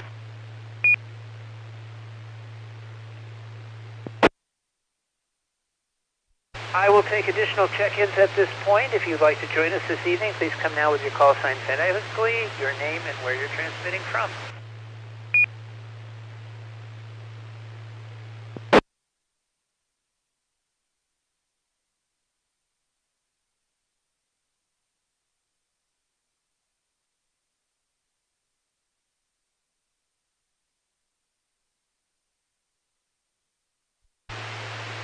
All right, hearing none, I've got a couple of minutes left, so let me go ahead and read a couple of satellite passes for you. The International Space Station doesn't have anything really good this week, so I've got Tianfeng, the Chinese space station, I can tell you about. There is on July 19th a minus 1.8 magnitude passage. That'll be at 5:43 a.m. It'll reach its highest point in the south-southeast at 5:46 a.m. and fall to the east-northeast at 5:49. Likewise, June 21st, there's a nice pass, minus 2.0 magnitude, 5:24 a.m. and reach its highest point at 5:26 at 68 degrees at the north-northwest, and it'll fall to at 5:29 to the east-northeast. Let's see, and Envisat, one of our favorites out there. It keeps opening. I don't understand why it keeps doing what it's doing. I use the my browser here to display things, but tonight it's opening in the wrong screen, and I have no idea why. I think the only way I can do it is to turn everything off and back on, but we're not going to do that right now. Let me give you a couple. We have for Envisat, which is the defunct weather satellite, or Earth environmental satellite, I should say. Huge satellite that's in polar orbit. July 16th, there is one pass. This is 3.3 magnitude. This is at 5:39 a.m. and reaches highest point at 5:44, and then fall at 5:49 to the south-southwest. Likewise, 17th, 3.2 magnitude, 5:02. Out of the north-northeast, it'll reach its highest point at 69 degrees at 5:07, and it'll fall at 5:12 to the south. Okay, I think that's enough for now. I'm going to go ahead and close it out. I've given all of the check-ins that I can, or asked for check-ins, so we'll just go ahead and say, tonight we had 22 check-ins participating on the air. Thanks to all who checked in this evening. We hope you join us here next week and every Saturday night at 9 p.m. to discuss astronomy, space, and space exploration, because on this net, the sky is never the limit. We're always looking for net control stations. I did get a volunteer, by the way, last Tuesday, so to add this, contact any of the net controls by sending an email to nets@w5fc.org. You can follow topics and discussion about this net and astronomy in general on Facebook and Twitter, as well as our audio and video streams, video archives, and other useful internet resources by going to the club website, Normal state. whiskey5friedchicken.org, at the conclusion of this net. Till next Saturday night, this is Kilo Echo 5, India Charlie X-Ray. Tom and I'll be closing the net at 22:29 local time and returning the repeater somewhat briefly for normal amateur use. 7-3, everybody, and enjoy the evening discovering the universe. We're going to break for about 5 minutes so everyone can go and get their refreshments, powder their noses, and do all that happy jazz. And then we will be back to discuss our first documentary film, Chariots of the Gods, from 1970. So be ready. You're going to love this one. I will be back in 5. KE5I6, clear for now.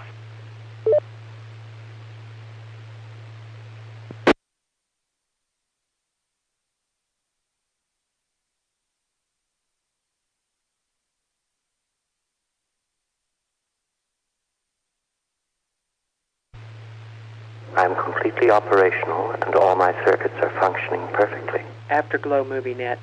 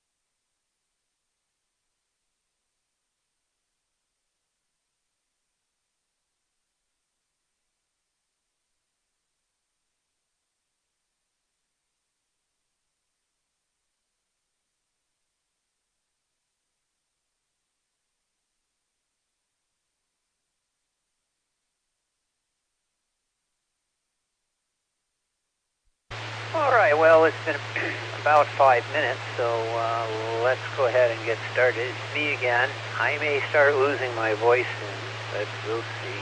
So you're going to have to do more talking, folks. People can check in on this now. So I found Chariots of the Gods, the movie that was done in 1970 over on YouTube. So, and I found a decent copy. Many times we watch our fine films and they are terrible quality because they're in the public domain or they're old. Nobody wanted to put them in any sort of format that was watchable because, well, nobody liked those films. Actually, those are the ones that Brenda always picked, but mine were always the good ones. But I did find this one, Chariots of the Gods, and it's called a documentary, and I use that term very loosely. But it seemed like something logical for us to discuss. I'll make it up as I go since we have no cast of characters unless we want to make the alien. Never mind, I think I got an idea. So let me go ahead and read the very brief synopsis on the film and a little bit about it. Chariots of the Gods, which means in German, which is how the film was originally produced, Innerrugen Eisung.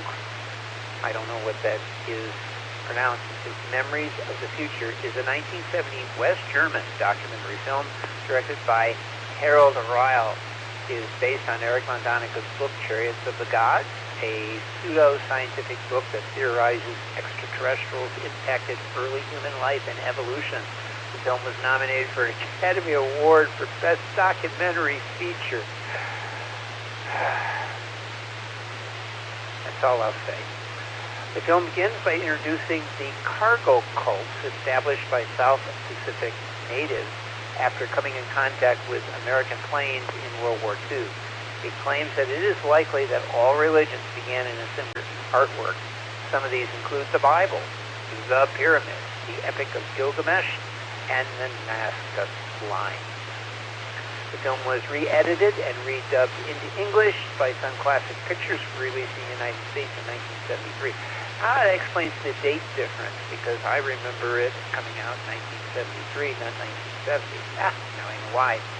The U.S. release of Chariots of Gods grossed $25,948,300. The film critic Phil Hall said, quote, "They don't make films like this anymore, and we should be glad for that." The film was criticized for its lack of scientific evidence. Anthropologist Robert R. Dre called it science fiction. I bet he called it more than that.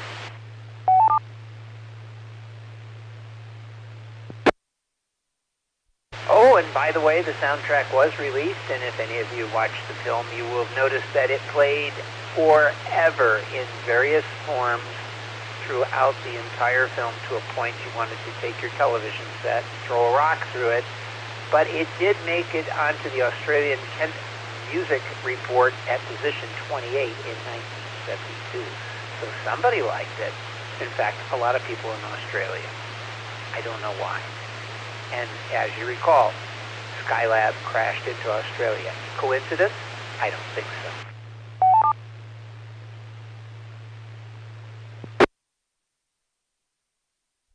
All right, at this point, I'm going to go ahead and take let me tell you what the rules are. We will go through 3 rounds of some sort. I'm not sure exactly what those 3 rounds will be. I'll make it up as I go since it doesn't apply to a regular dramatic series. Normally we talk about the film and its plot. In this case, we'll talk about the content, I'm sure at length, or we won't talk about it at all. I'm not sure what's going to happen with that one. On the second round, we'll go ahead and, I don't know, talk about something else. Maybe a different movie entirely. Maybe we'll talk about Planet of the Apes as it relates to ape encounters with aliens. I don't know. And then the third part, we can just simply say, what do we think about the musical soundtrack that never ended? And we get it out of our heads? So that's what we'll do for the next, maybe 90 minutes, maybe 90 seconds. Who knows? I will now take check-ins. If you'd like to join us this evening, please come with your call sign, your name, and did you see this fine film? Now, because you haven't seen the film doesn't mean that you can't participate. You most certainly can. It'll be fantastic. So please come with your call, your name, and did you see Tonight's film, Chariots of the Gods from 1970.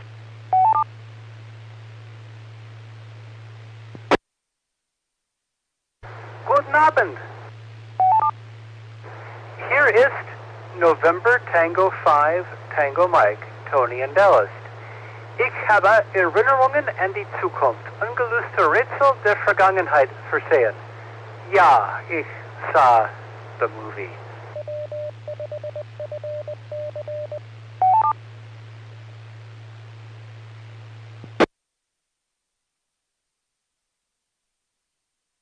Kilo Bravo 9, Sierra Oscar Kilo, Sean in Fort Worth. Yes, I've seen this movie, and no, I can't say it in German.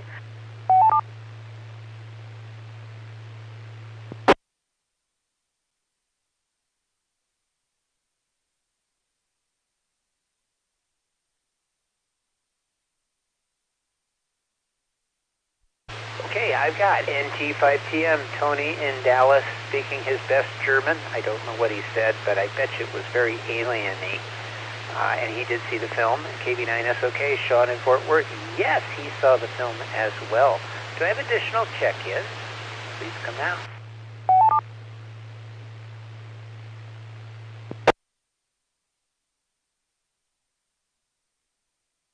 All right. KE5. Pardon me. KI5 KWG Cruise.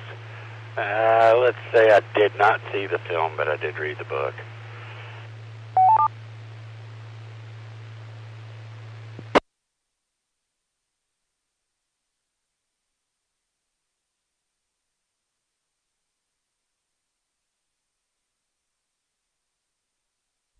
Oh man, this is not looking good. But I got KI5 KWG Cruise. He didn't see the movie, but that's okay. You read the book. Yeah, I had the book too. I also had, what is it, Collision of the Planets or whatever that weird film was with, never mind. Okay, I have you down. I'm sure you'll have some comments. Anyone else want to check in? I'll go to Echolink. There's, Joe is out there. Joe, do you want to check in?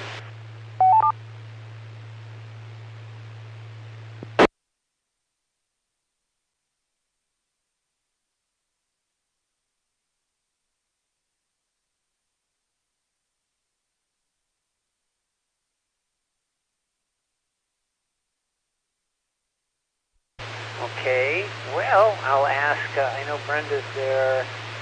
Brenda's jabbering away here about Von Donick, and I'll read what she's typing in here in a minute, but I can put her in.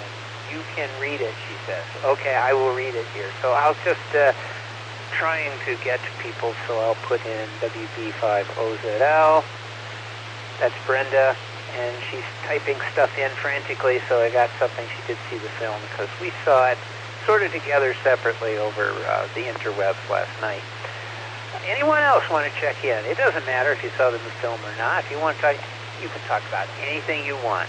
Just please come with your call. Whiskey 5, Bacon, Lettuce, Tomato, W5BLT. And Bill, Garland, yes, saw the movie.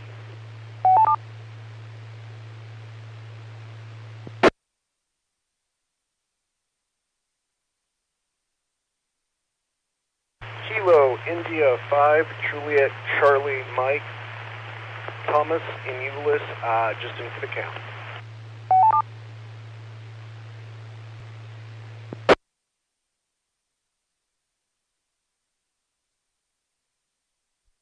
Okay, good. I've got W5BLT, Bill. Yes, he saw the film. And I got KF5JCM. That's Thomas over in Euless. He's saying no, he's just listening in. There was a double that might have been Thomas, but if there's somebody else out there who wants to check in, please come now.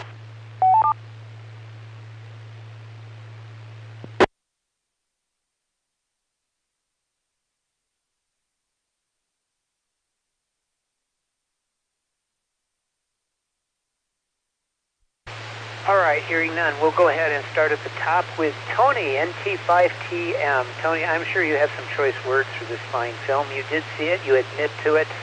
What do you think? Is this the documentary to end all documentaries, and is this the first time you've seen it? Because I was very impressed in 1973. 1993 when I saw it. It was, 16. So go ahead. Tell us what you think of this fine film from KE5I6.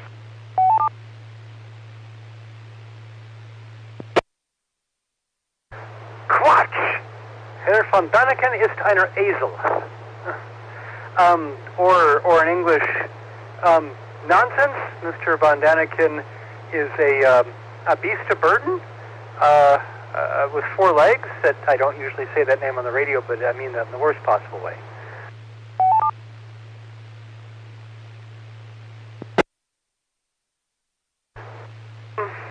The plot. It was hard to check these things. You had to do a lot of work on your own.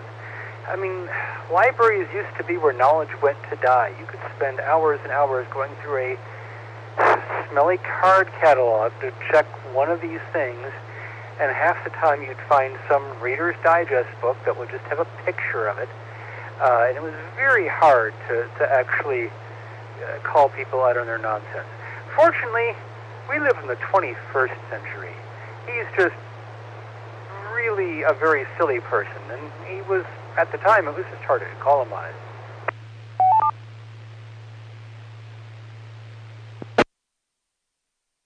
You know, oh boy, it's hard to even know what to pick on the most. I guess I would like to particularly point out that the idea that art should actually look like things, which I strongly agree with, unfortunately only seems to have been in fashion from about 1600 to 1900. For the rest of human history, including now with our modern artists, you know, they were painting long-nosed religious people with yellow dinner plates behind their heads, or nowadays everything is just a weird blotch of color and they charge $35 million for it. Artists don't like to actually represent things, so the idea that funny-looking people in ancient art that doesn't look anything alike, as he goes from culture to culture, must all represent the same astronauts, just reflects a basic ignorance of art, which, you know, he's ignorant of a lot of things, so why should that surprise us?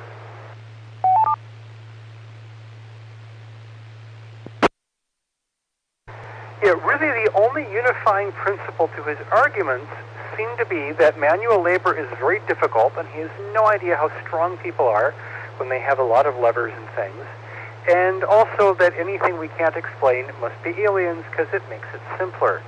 Oh, the third key thing to his argument is that elevator music can tie the whole world together.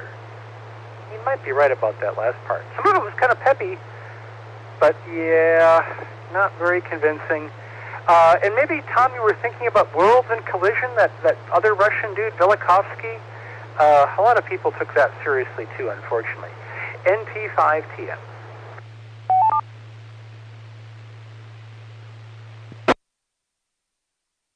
Hi, excellent. That's what it was, Tony. And yes, I had bought both books, unfortunately. Chariots of the Gods was cheaper than the Worlds in Collision. That book was about 4 times longer and just as bad in its own way. But, you know, hey, I was impressionable. I thought, hey, this would be fun to read. Now, fortunately, I was never, ever really entranced or believed in any of this stuff because it just didn't make a lot of sense. But in any case, yes, that Worlds in Collision, that was the book. Okay, next up is Sean, KB9SOK. Sean, I know you've got something to say about this. You've seen the film. What do you think from KE5ICX?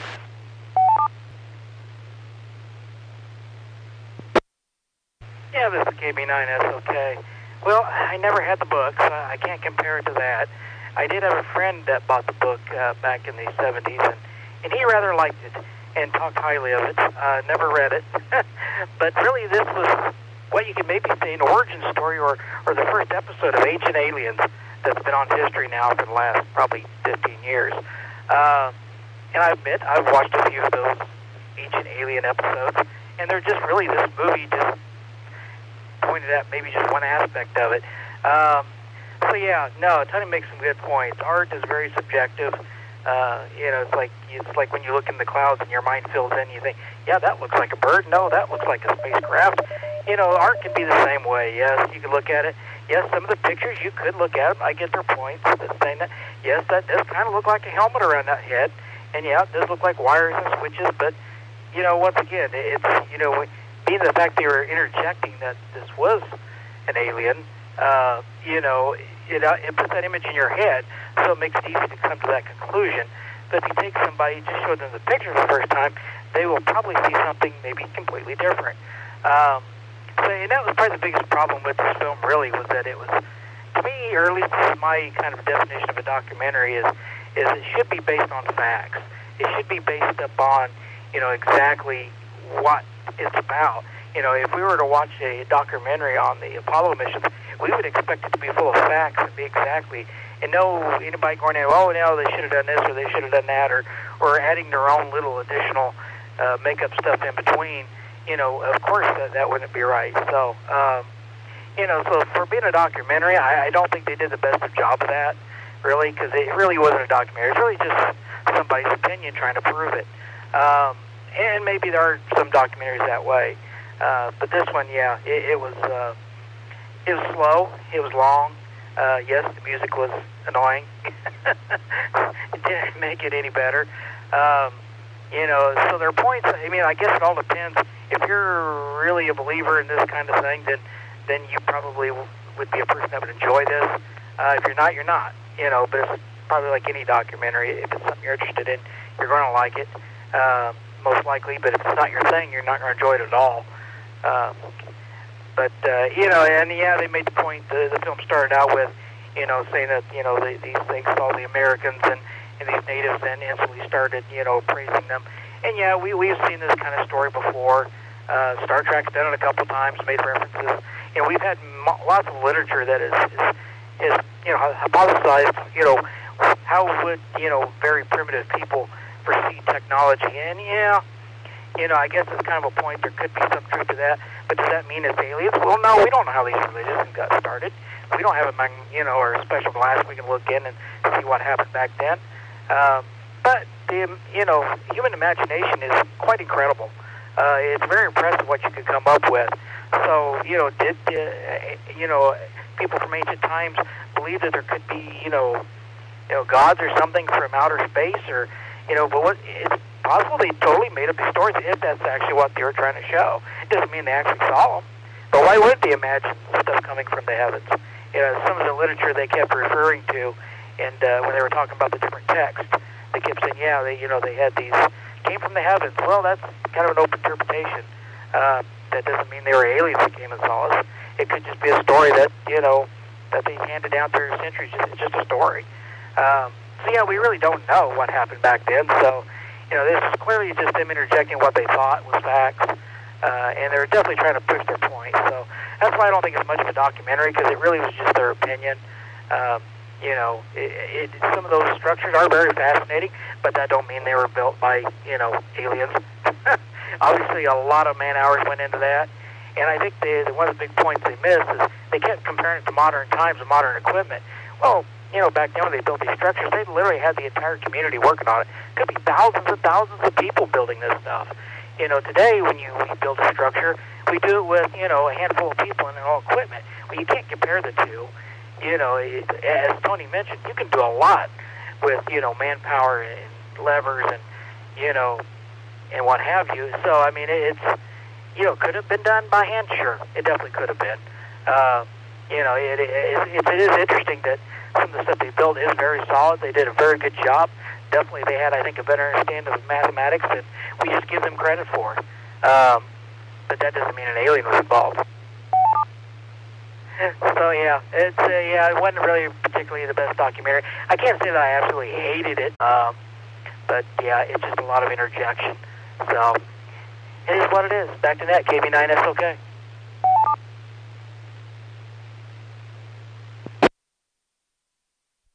Yeah, thank you, Sean, and good points all. I'll come back to some of my comments on that if I can remember when I at the bottom of the list here. Next up is Cruz, who reluctantly checked in. KI5KWG. Cruz did not see the film, which means you missed the wonderful theme playing over and over and over again. But you did read the book, What do you remember about it, and what did you find really great about it from KE5ICX?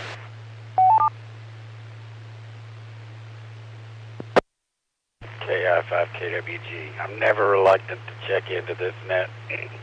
I was reluctant to admit knowing anything about this.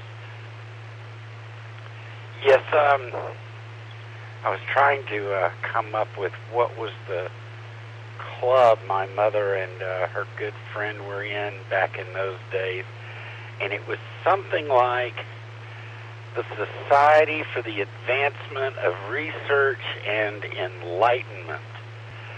And you can smell the patchouli, just me saying those words, can't you? Yeah, my mother was not a hippie, but she fed me a lot of these books, this sort of thing. I think the first one was Edgar Casey. I was 14, I believe, 13 and 14. And I didn't much care for this stuff then.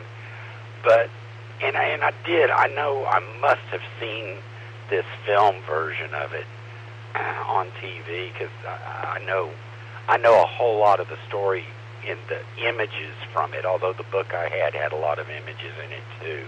Let me reset. My real problem,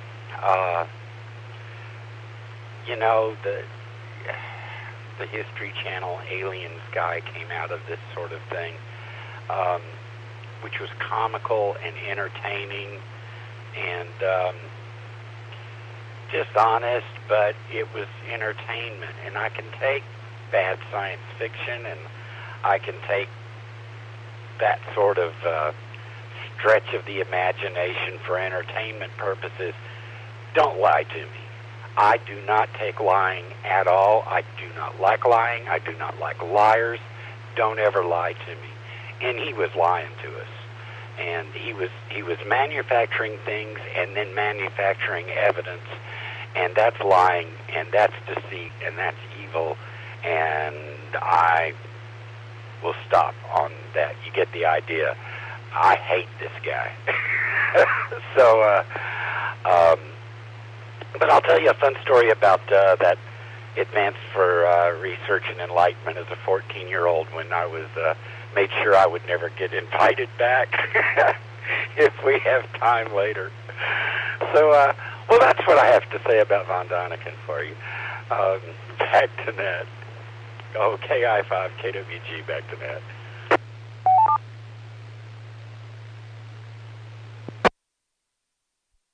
Now, Cruz, it's entirely possible that Eric Von Daniken was actually talking to the ancient astronauts, and they were lying to him, in which case, maybe they weren't real, but they were lying to him and saying they were real. I mean, space aliens can do that. They have the ability to communicate. But, yeah, okay. Next up is, would have been Brenda. This is what she says. She says, and she typed this out, and now she disappeared. I think she fell asleep because it says it acted 8 minutes ago. If you're old enough to remember 1970, you know how weird the era was. This movie was popular because people were on drugs. No, repeat, no scientists gave the theories credence. Von Daniken spent time in prison for fraud and embezzling. Wrote one of his books in prison. Still, a lot of the footage of ancient structures was interesting. And then she says, you can read it. Oh, she woke up again. She says, I'm here. Okay, Brenda, you got to type something, some sort of other diatribe out now for the next round. Which I don't know what it will be, but it will be great. Maybe we can talk about the music.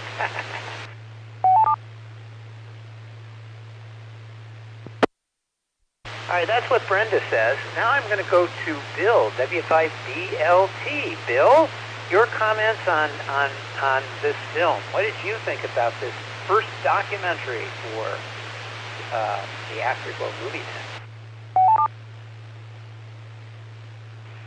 Well, I remember this on TV, and it may have been a year or two after it was in the theaters, but I remember leading to In Search Of, and of course I like anything with Leonard Nimoy. And I was looking up on the web. There's actually a sequel to this movie that I think was narrated by William Shatner, but I lost the name of it, so I'm trying to find that again. Brenda took my comment when I was researching this. I discovered that he did spend time in jail and everything for fraud, and so that was interesting. I also remember reading this book as a kid, and I've started reading it again just for fun.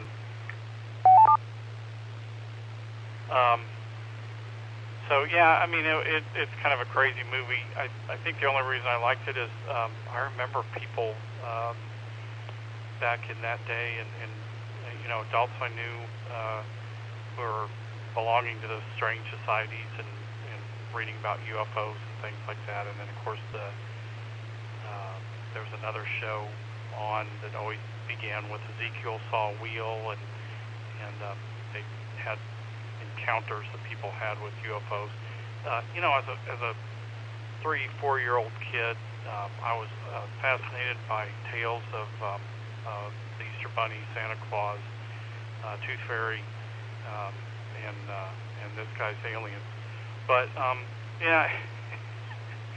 it was just interesting to watch, just to bring back those memories. But yeah, he made a lot of reaches there,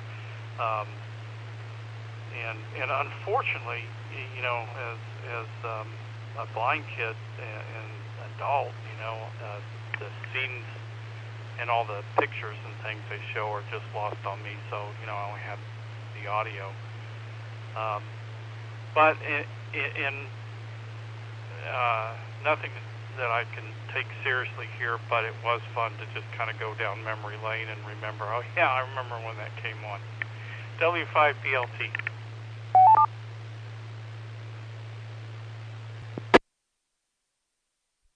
All right, very good. Thank you, Bill. And we'll be coming back to you, I think, here in a little bit as soon as I can figure out what our next round's going to be. Thomas, KI5JCM, I'm glad you're checked in. Well, you know what? I'll pick on you a little bit. If you're still there, I'll go ahead and ask. Would you read Chariots of the Gods, ? If you had the opportunity, or watch this fine film? You can be on from KE5I.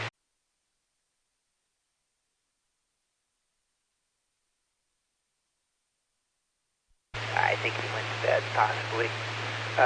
This is really a rhetorical question. Who knows? Anyone else want to check in? Please come now. November Victor 5, Foxtrot.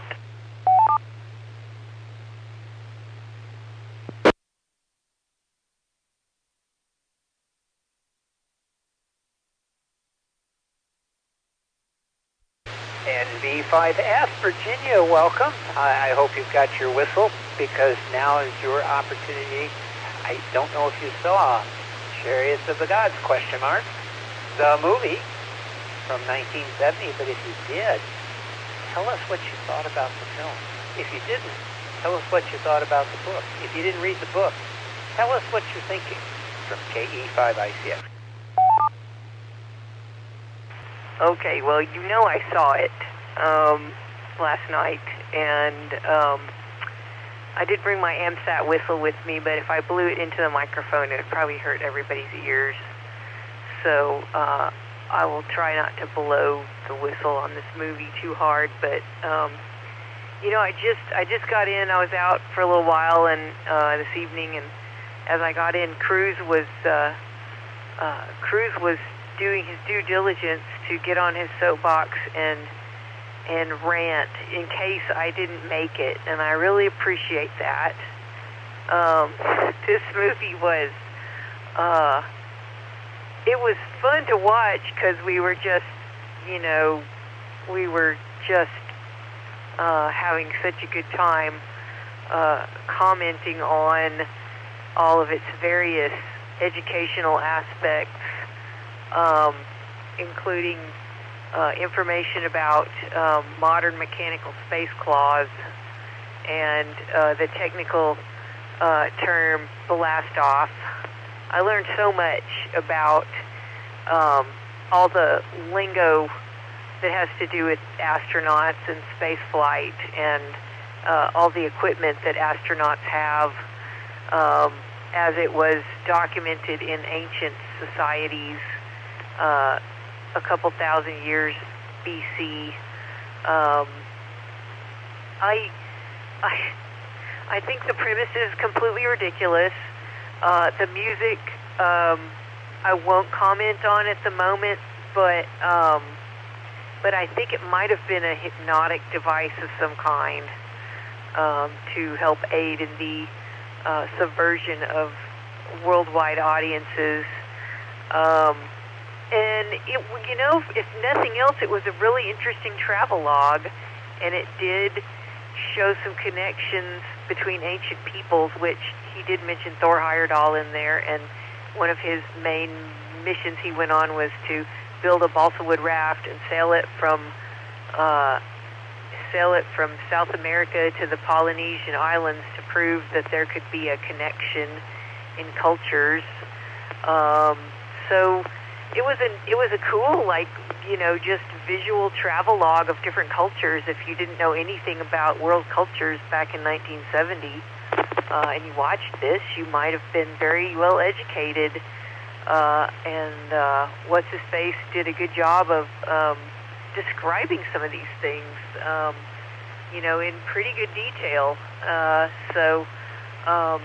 I actually enjoyed that aspect of it. The photography was pretty, it was pretty well photographed, and but just funny and fun to laugh at, and kind of take it out of it a little bit, because it was just so hilarious.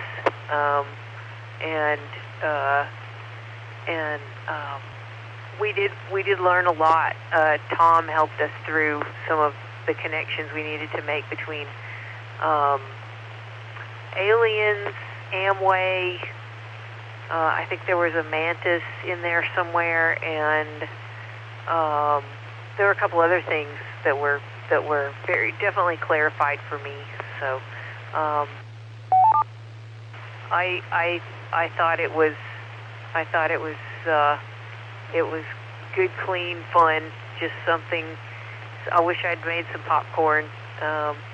So I won't talk a whole lot more, because there's other details I'll talk about, whenever you decide what the next round is going to be about. But I'm glad I made it back, because I was really looking forward to hearing everybody's rants about this, our first documentary, and I can't wait, Tom, to hear what you have to say. KE5ICX in V5F.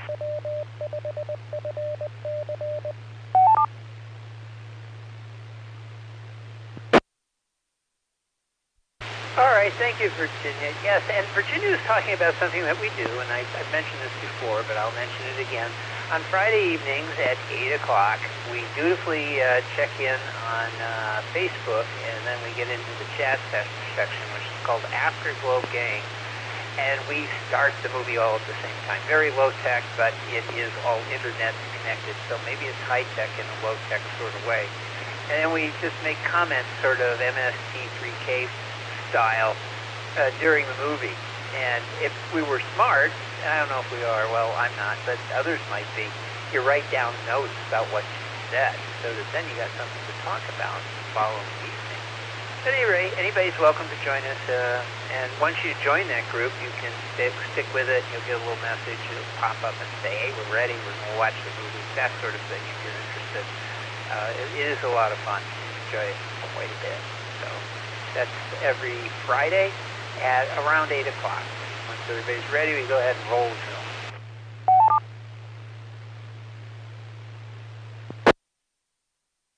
Now, some of my comments about the film. Watching this thing, it is a very slick produced program. The materials in it sound okay. I found it kind of interesting that as you're watching the film that our narrator, whoever he is, Hans Strike, who knows who the guy is, at any rate, He's in there and he's telling you, of course, it is an astronaut. It must be. What else could it be? It could be artistic license, as someone mentioned earlier. I think Tony, in fact.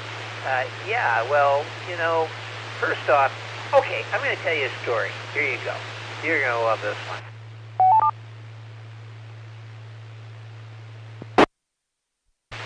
Since everybody's already trashed this, this is a little bit work related. I work for a company that is based in Japan, and it was founded by a fellow who became a Buddhist monk, and he felt it was very important to provide information to his employees on how to be a good employee. And it is in the form of a small handbook, much like Chairman Mao's Little Red Book. Anybody remembers those? We have one in another color. I won't tell you what it is, because then you'll Google it to figure out who I work for. But don't worry about it. At any rate, if you read the thing, it's like 3 paragraphs, and they have a sentence or two in each of the paragraphs talking about something that you should do as an employee. And it basically follows the same. You're lazy. You're a terrible human being and you're lazy and you don't care about anything.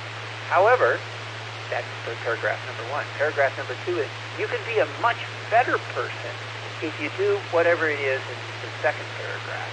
You can work longer hours. You can be nicer to employees. You can do things that are of benefit to the company rather than sitting around and pulling the fire alarm. Stuff like that. And then the third part is you'll feel really better about the whole thing. You'll be a better human being because you're a better employee. And you can relate this to your family and friends and the guy who cuts your grass and the toll booth collector and people like that. I'm paraphrasing a little bit, but that's basically what it is. And there's page after page after page of the same thing over and over and over again.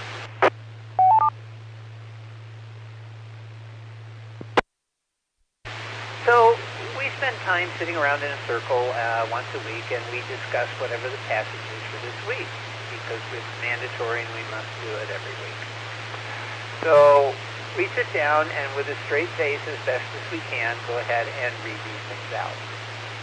Everybody knows that what the real thing is that you put the word not in front of what everything is, because then that's really what they're trying to say. But, yeah.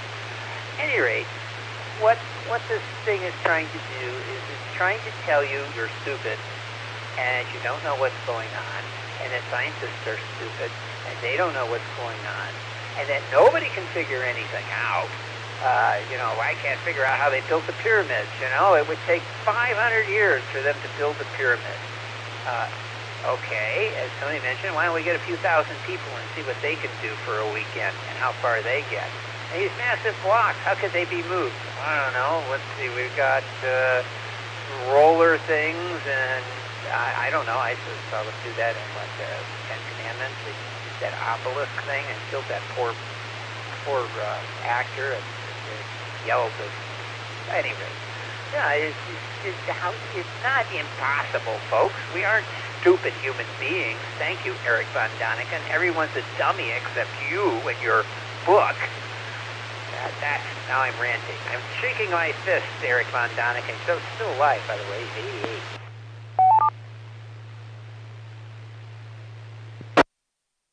So what does that mean for the rest of us? I have no idea. It just seems to me that, it's kind of just putting society kind of in this little box of stupid. Don't do that. So maybe Chariots of the God is my employee handbook when you really think about it. I think it might be. I'm not sure. But that's all I'll say about that.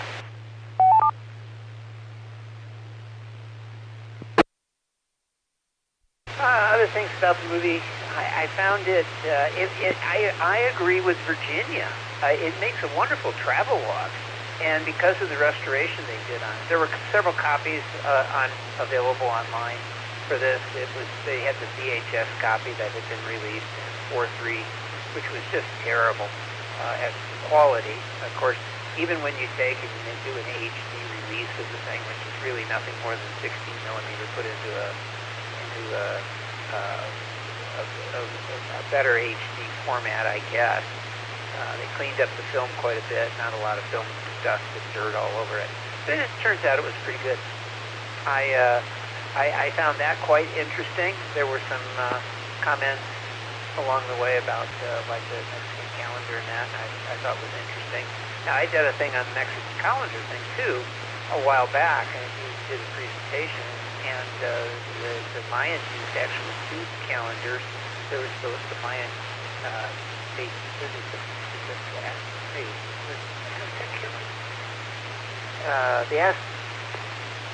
Now I'm getting confused. It's getting late too. At any rate, the calendar, they had two calendars, one that was accurate, one that was not. So you had to deal with that as well. So which one did they use? They used both. The more accurate one, I think, was used less often because they were using, planetary transits and things like that. By the way, if you're going to do that sort of thing, and you're going to be really good at telling people about, celestial objects and things, you'd think they would have orbital mechanics down and would have told us a long time ago, but apparently the ancient aliens didn't get that one right. So they don't talk about the times when they got the science wrong, and that how come? Because they got everything else right, like the spacecraft and all that. I don't know. This is kind of odd, but I don't know. Okay, I'm just ranting. But I thought he mentioned those two things. It's kind of interesting that now I've forgotten what I'm talking about. Okay, let's see. On this next round, I'll tell you what. The question will be, what makes a good documentary? And you can compare and contrast with this. Why is this a bad documentary? Why is it that we look at it and go, God, this is terrible? Or as Virginia likes to say, God.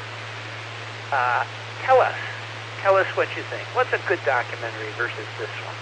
So maybe that helps. Or if you want to talk about something else, that's fine. You got your heart set on something else, like another, colorful metaphor or expletive that you want to go ahead and use that can still be used over the radio. By all means, do that. Let's start with Tony, NT5TM. Go ahead, Tony. Let loose from KE5ICX.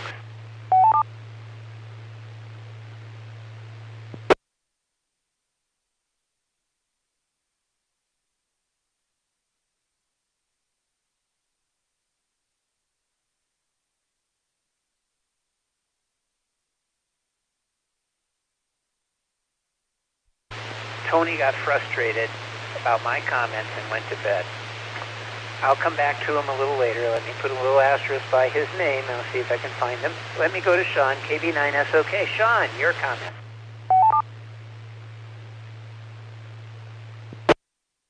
Yeah, it's KB9SOK. Wow, this actually ran Tony off. It takes a lot to do that. This is, well, everybody, I mean, obviously, I kind of touched on this earlier. A good documentary, I think, is one that obviously, once again, follows facts. One that just doesn't make up stuff as they go along. As everybody brought up, there were so many things that were flat out lies, and just not any real research done into them. So yeah, to me, that doesn't really make it a documentary. It's just somebody's opinion is really what it is. So yeah, to me, yeah, a good documentary is something that truly takes you through whatever it is you're trying to document from front to beginning with facts. And they can make it entertaining. And that's the one thing that, they tried to do to some extent. As a couple of you already mentioned, yeah, it was definitely a good travel log. I mean, in 1970, this would have been, yeah, you probably would have got to see a lot of things, a lot of pictures of stuff you would have not known anything about. Being we obviously didn't have the internet then. Not unless you happen to be wealthy and can travel the world. So yeah, there's some nice visuals, and that's always good for a documentary to have some good visuals. So on that, they did okay. But the biggest thing is facts. But yeah, I think a good documentary is just something that pulls you in, but it still has facts. One example I think of this is I watched a documentary oh, it's probably been a couple years ago now on Netflix. I just stumbled into it. Really had no interest in the topic. And I don't even remember why I even started watching. I don't remember what it takes to get into it, once you get accepted, what you have to go through. And then they went into like the different types of real-world jobs that they actually do, and not just the glamorous ones you see in movies. And really had no interest in that, but after watching it, it was actually very fascinating, and it was very, obviously educational. It was eye-opening. It was, I actually really enjoyed it. After watching it, it's like, wow, this is pretty neat. And, it's like, yeah, a good documentary can pull you in, even if you're not particularly that interested. So, yeah, I think that, to me, is the biggest thing for a documentary. It's just, it's got to be interesting enough to pull you in, but they got to stick to the facts. And I know it's kind of vague, but I think that's kind of, to me, the basics. But other than that, yeah, I think everybody's pretty well beat this thing up and brought up, all the points of why it's wrong, or, it's, what should have been done if they were going to truly attempt to talk about these different these topics. But unfortunately, it is what it is. So yeah, not a lot more to say on that part of it. I guess we'll talk about the music and that stuff, the final round and the photography. But anyway, back to that. KB9S, okay.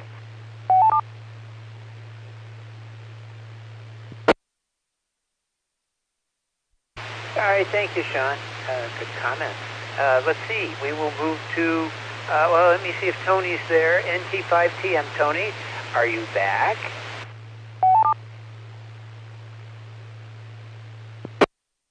I think I have resolved the human error. Can you hear me?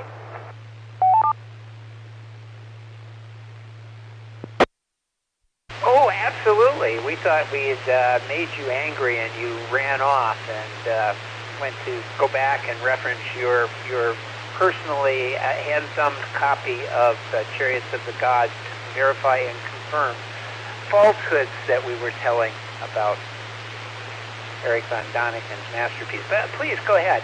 Your comments, I just threw something out. What do you think makes a good documentary as opposed to this thing? Or you can talk about anything you want. Please go ahead.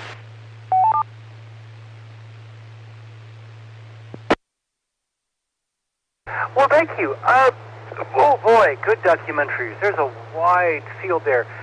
With this thing, I was trying to say before we discovered I wasn't transmitting, I appreciated the comments last round about the travel log value of this. I did open like 9 new tabs on my phone here, like that pillar in India that doesn't rust much, although it does rust some, largely because it's such impure iron that the impurities kind of protect it from the rust. Not exactly proof of superior alien technology. And then that temple in Jordan, Baalbek, it's reasonable to imagine that there's a lot of cool archaeological sites in Jordan. It's right there at the end of the Mediterranean where people have been living for thousands and thousands of years, but you just never hear much about that. So I've got a couple of articles about that site pulled up that I'm going to read more about. So that part was cool. That was an unintentional benefit of this movie, giving me things to look up. And as a nerd, I do appreciate that, as we all do.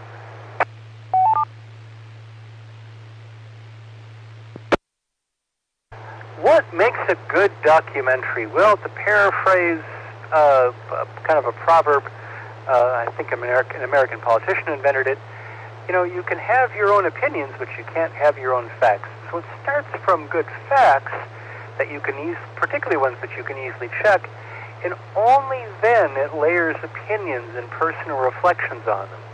Of course, the wonderful, most influential one in my life was Cosmos by Carl Sagan. He may have chosen what was most important to him, but there sure is a lot of fun stuff that you can learn from in there and that you can learn more about. Even now, I've got the book version of that too, as well as the DVDs, and you can, look at that. I'd like to learn more about an Axamander or what have you. Or how did they pick the experiments for those first Viking landers? It's all old stuff, but it's also fun to go back and learn more about.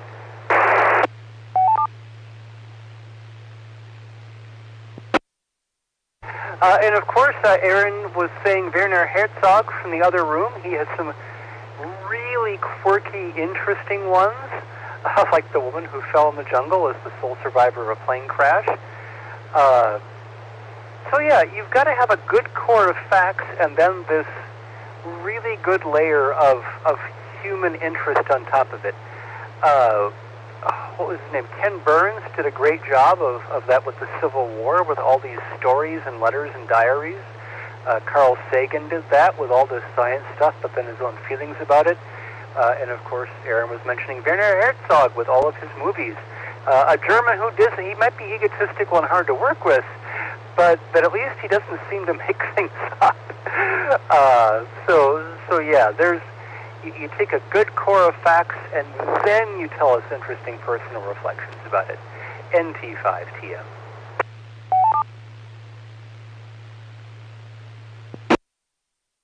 All right, thank you, Tony. I'm beginning to sense a common theme here. Interesting commentary along with solid facts. That makes sense to me. Okay, next is Cruz, KI5KWG. Cruz, what makes a good documentary and what makes a terrible documentary? Ella from KE5IC. Oh, and anything else you want, or anything you want. It doesn't matter. Talk about anything you want.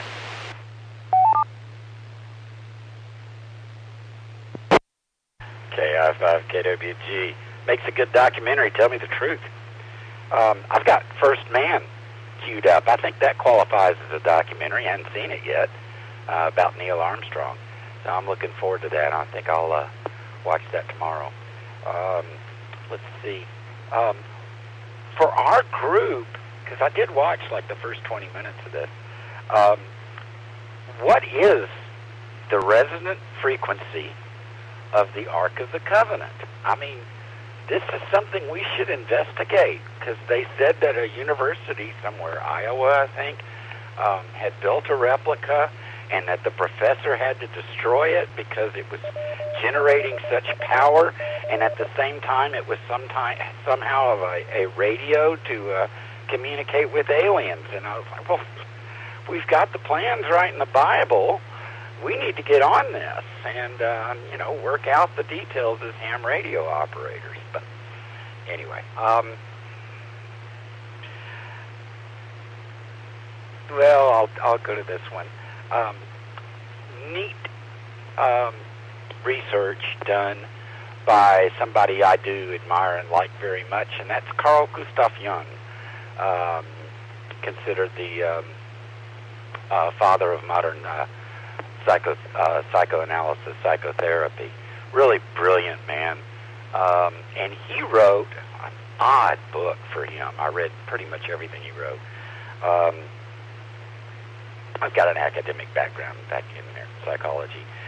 He wrote a book called Flying Saucers, A Modern Myth of Things Seen in the Skies, and has a really fascinating psychological perspective of the matter. And it's a little book. It's easy read. Did a lot of research, and it was written right about the time when the term flying saucer, with those very first UFO reports, book. Let me reset. Enjoyed that book very much. Thought I learned quite a bit about it, and it pretty much came to shape my view on a lot of the lack of evidence-based reports. That is, the reports that really have nothing to substantiate them, but which people found very meaningful when they tell their UFO stories, and the abduction stories, or just sightings and everything in between. So it's an interesting read. I think it was written about 1960, if I recall.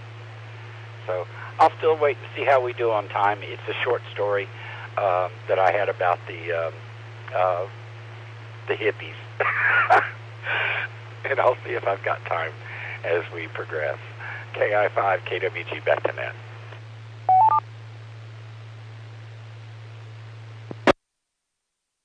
All right, excellent. Thank you, Cruz. And I looked something up on the internet. I'll tell you about it in a minute when it's my turn. I think you'll find it very interesting. Now, Brenda has typed in some more stuff in here.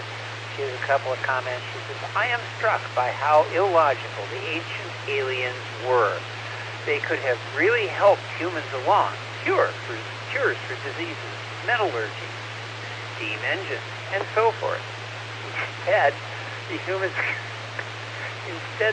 got big carved fat head rocks of no use whatsoever. Also, looking at Nazca, why would a spaceship need a runway?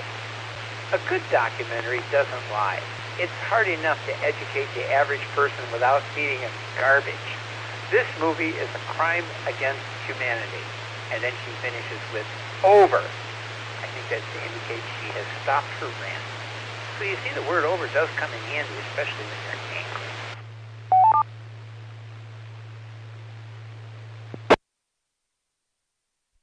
All right, I'm waiting for her to start typing again. She hasn't, but at any rate, I got that. I covered her.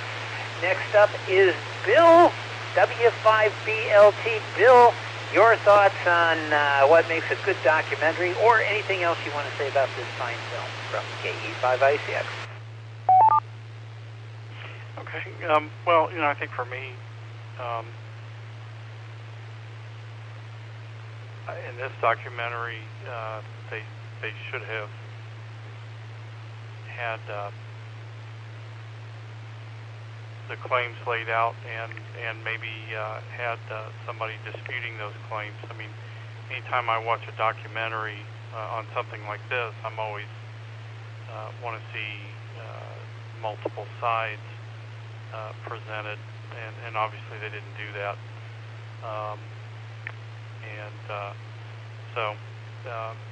And I think we've all, feel this way. It's got to be truthful, and that obviously was the case here.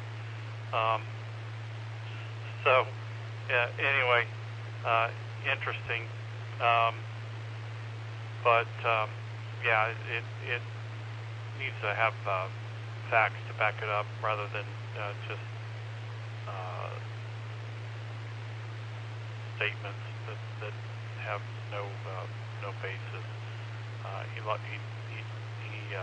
made some far reaches. So in that sense, yeah, it wasn't a good documentary. But like I said, it was good to go back just to relive sitting in the chair and listening to it, and bringing back memories of being 4 and 5 years old and watching that stuff on TV. Back to net control. I think this is going to do it for me. I'm struggling, so I'm going to listen here on out. W5BLT.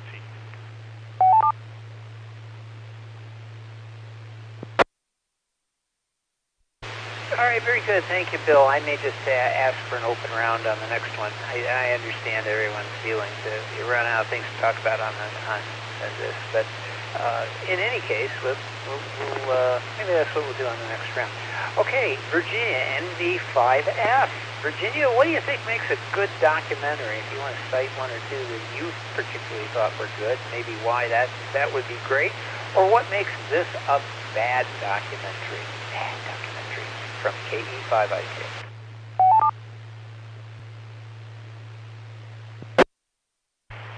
Okay, a good documentary. I like documentaries.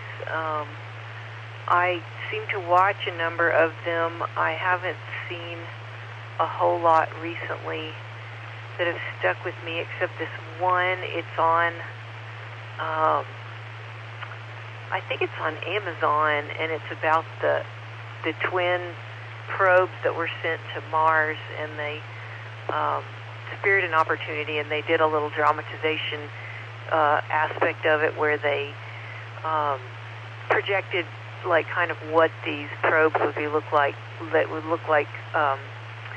just tooling around Mars, and they kind of fashioned it to seem a little bit like the movie WALL-E. They had similar music and sound effects, and they had computer generated these little probes and animated them, and they looked, I mean, the way they did them, it looked like there were cameras on Mars capturing their movements, but the documentary focused on all the people at JPL that were running the show and their feelings that were all wound up in building and testing and sending these things to space and then running them remotely for years and years and years. And so I think a good documentary in that sense is it tells a story, and it tells a story that you're going to it makes you care about the story it's telling. And I guess the sort of austerity of this movie, the kind of quality of the voiceover and the sort of we know for sure this is.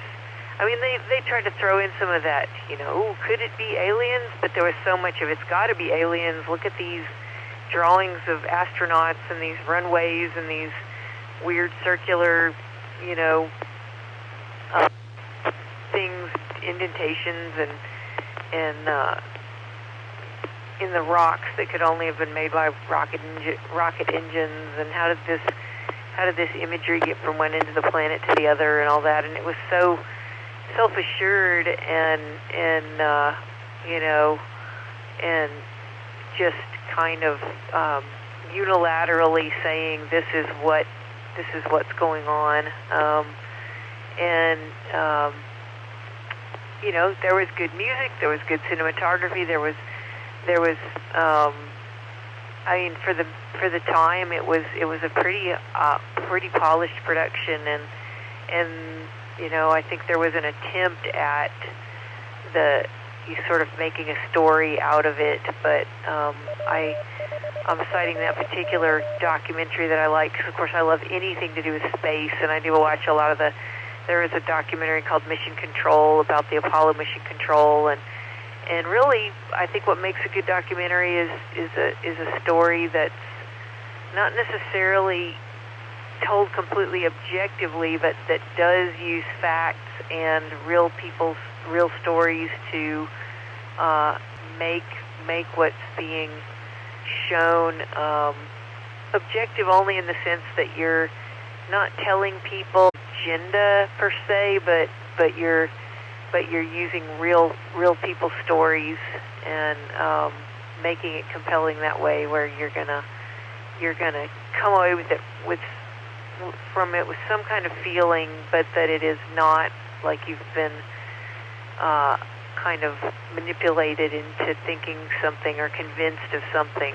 It's all just right there. So me being a little bit snoozy this evening, I came back from eating out and eating too much, and I was trying to stay awake earlier, but I think I'm going to make it through tonight, and that's how I feel about documentaries. And I think it would actually be fun to make a documentary one of these days. So, good story, people you care about, some feelings you care about. That's one of the things I think really does help if there really is a real story. Back to net, NV5F.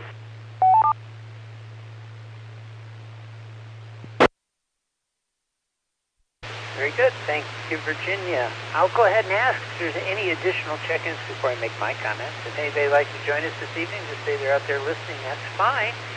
Please come with your call, your name, and did you get to see Chariots of the Gods? If not, that's okay too. You're probably better off that way.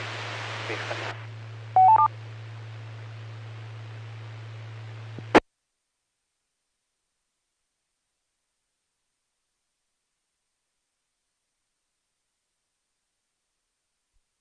Okay, hearing none, we're getting to the closer to the bewitching hours. Now, I love documentaries. One of the earliest ones, part of the series, is something that I was actually ordered to watch by my English teacher for unknown reasons back in, I think it was 1974. And it turned out it's actually one of my favorite series of all time. It's called The Ascent of Man, by Dr. Jacob Bernowski, who was the person who wrote the thing. I think really what he did was he had done a classroom thing for his students, and I think what he did was he just kind of taught his class.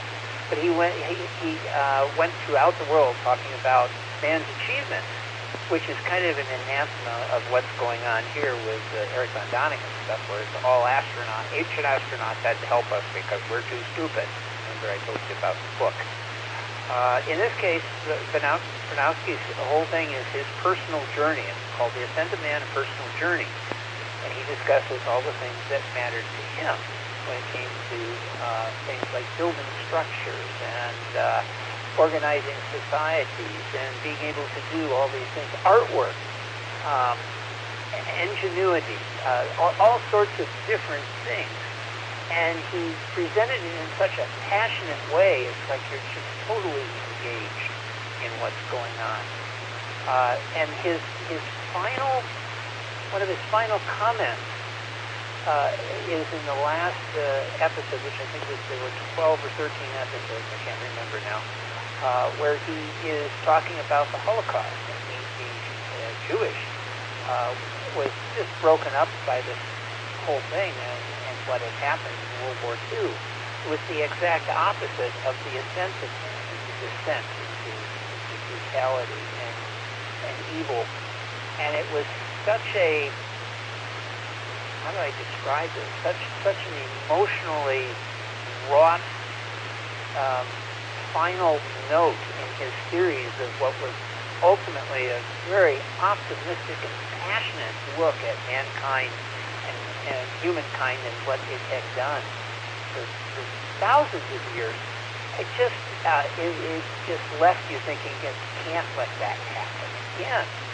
And I thought this was a fitting way of ending the series. And Bronowski was just brilliant through the whole thing.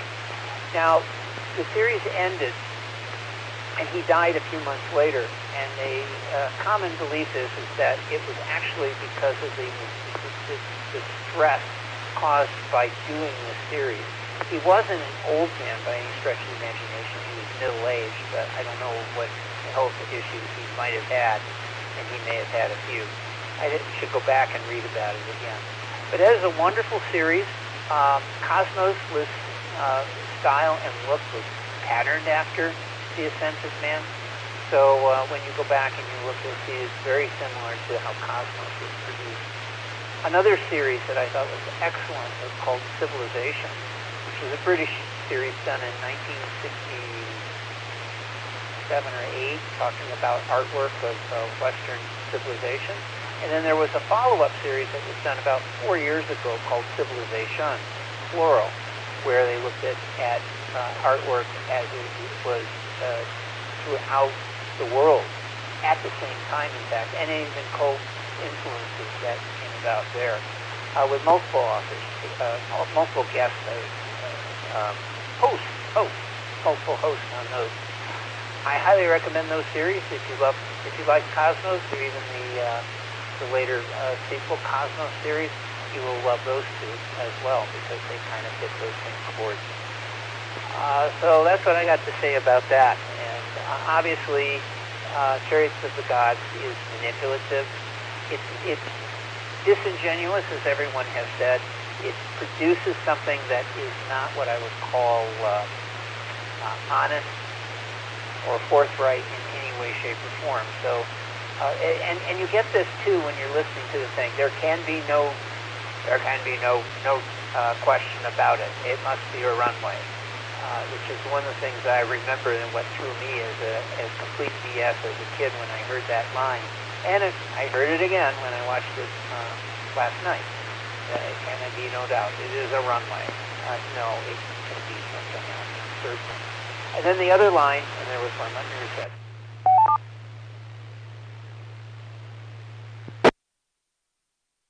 There was another line, and it just went out of my head.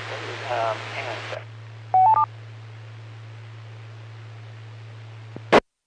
Oh, I remember now.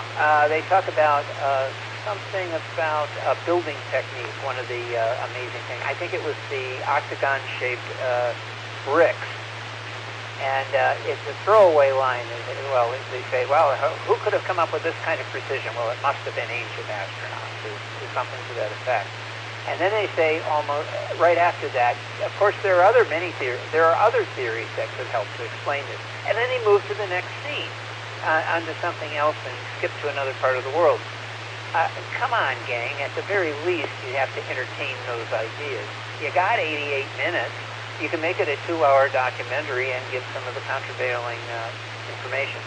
Oh, and another thing that comes out of this, too, that's very, very interesting, and this is at the very beginning, is that we got comments and quotes, not, I should say quotes, like from Werner von Braun, and talking about there being possibility of intelligent life out in the universe. Well, that's fine, but it's like quoting somebody out of context. You know, one of the things, I won't go into any detail here, but Thomas Jefferson, I read a number of books about him, and he wrote extensively to friends, privately and publicly, about things, public and private. And people love to quote Jefferson as one of the founding fathers, but they quote him out of context. A lot of times when he says something like democracy has to be refreshed every once in a while, he wasn't talking about our democracy. He wasn't saying it in that terms. He was talking about it as based on the French Revolution. And then he also went into great detail about the fact of how badly that was going and how you shouldn't do that. So you can say something and come back and make a comment that can be used incorrectly or quoted incorrectly or referenced incorrectly. And I think that's another disingenuous thing that you get from Chariots of the Gods. It is in the documentary itself. When you watch it and listen to it, you'll hear these comments as they gloss over the parts that they don't want to talk about because that would blow up their theory and people would want their money back in the theater and all that sort of stuff.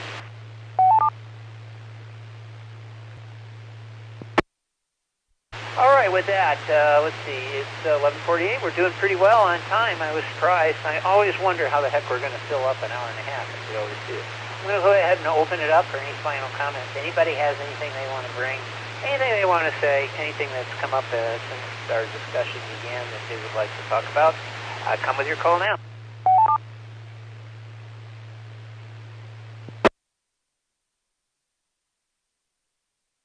Indy 5S.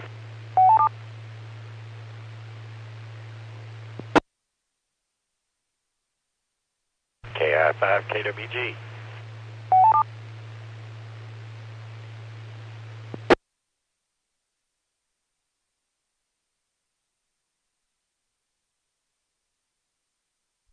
All right, we'll start with NV5F and we'll end with KI5KWG. So, Virginia, go ahead. Okay, I don't want to talk too long because I want Cruz to have time to tell his story. But I do remember him, right when I walked in, he was talking about books.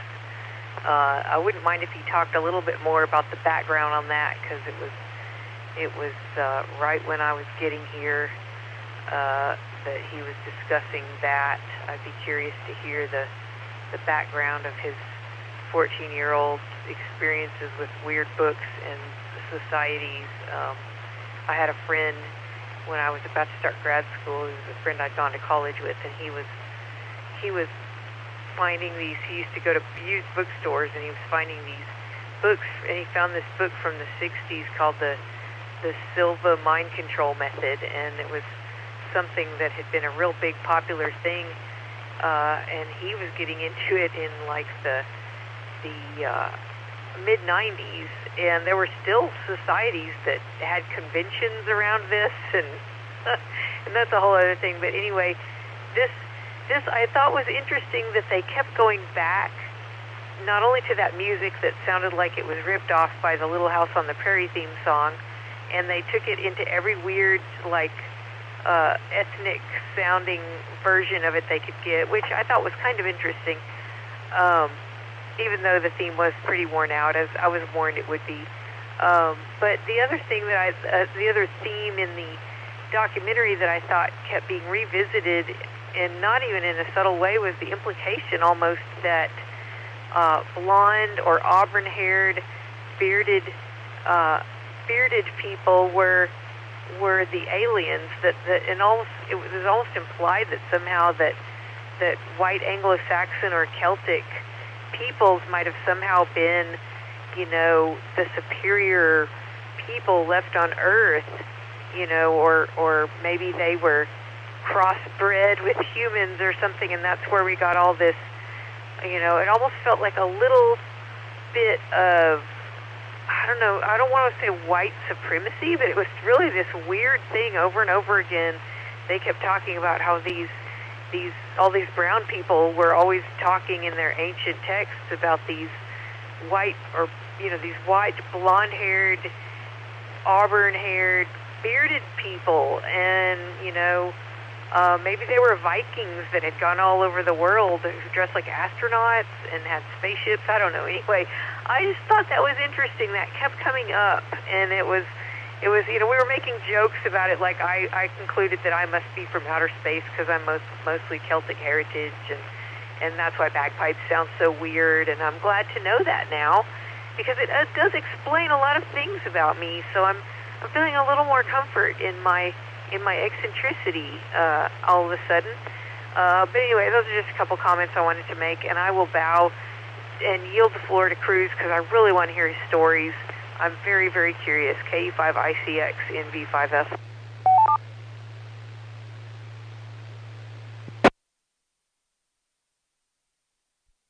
Thank you, Virginia. That's a really good point. I remember we had that discussion sort of last night when we were going through, and I forgot about that. But boy, you zeroed in on something really creepy about that movie. All right, without further ado, Cruz, KI5KWG. We're anxiously waiting your comments. Go ahead, from KE5ICX. KI5KWG. No pressure, huh? Actually, I was just going to tell more or less a story on myself. But to answer her question, I'll give a little bit more in background check.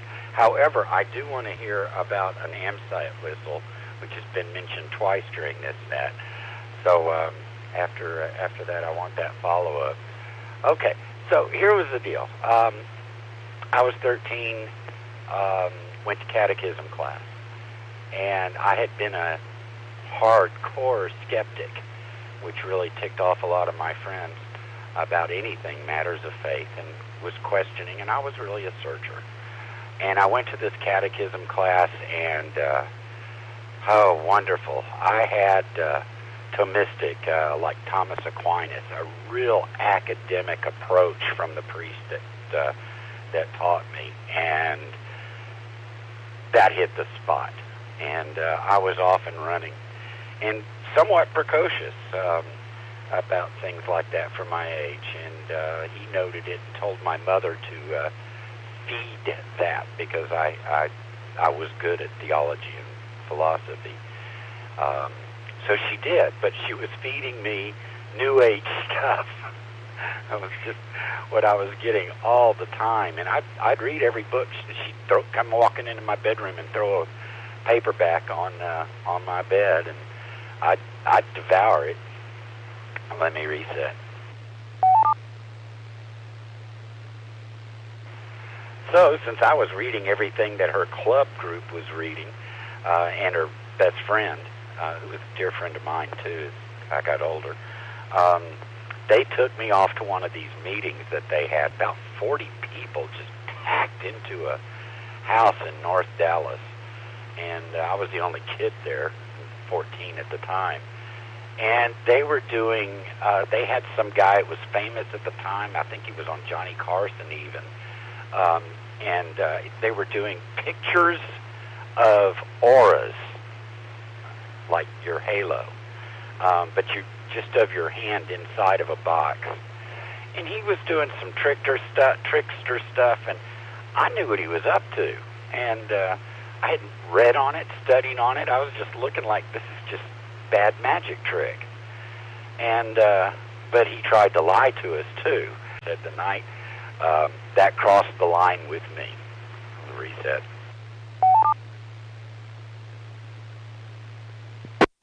So the precocious 14-year-old me did not sit there quietly, and he looked at me thinking, here's a young gullible kid. I got all these adults going. Let me ask him. This will help, feed my act. Bad mistake. And I said, If I walked outside right now and picked up a rock and brought it in here, and I picked up another rock and I warmed it up in the oven a little bit, and then came in and put them in your little box on that film, would one rock show as different from the other because it's a different temperature? And I sucked the air out of that room. He did not know what to say. People laughed. He decided it was time for a break, and I was sent outside. And there were a few people who were rather proud of me, but there were quite a few who were embarrassed. And like I said, I was not invited back, nor was my mother, nor her friend. And it was a wonderful success for a 14-year-old. I thought I did really well. That was my story on this, so I've never tolerated this stuff, or at least not since I was a teenager. KI5, KWG, back to net.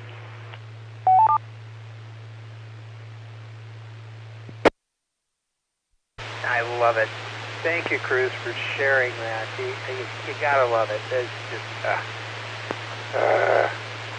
I won't go into my details on my stuff, but I've had experiences like that myself through the years when I was growing up in particular. And I found, first off, I found religion somewhat perplexing and subject to so many interpretations and logic flaws that I just had a hard time with it. But I won't go any further than that. Okay, well, I think that's it. Does anybody have any final comments? Please come down.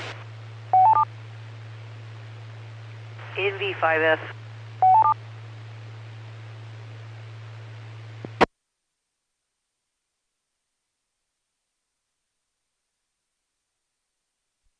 Virginia, NV5F, you get the last word. Okay, I'm responding to Cruz's request for information about an AMSAT whistle. I'm trying to remember this correctly. It all started last October, I think. We were at an activity in the park, and Tom and I were discussing, somehow we started talking about, we were out there, Tom Schisler and I were out there doing an AMSAT booth, and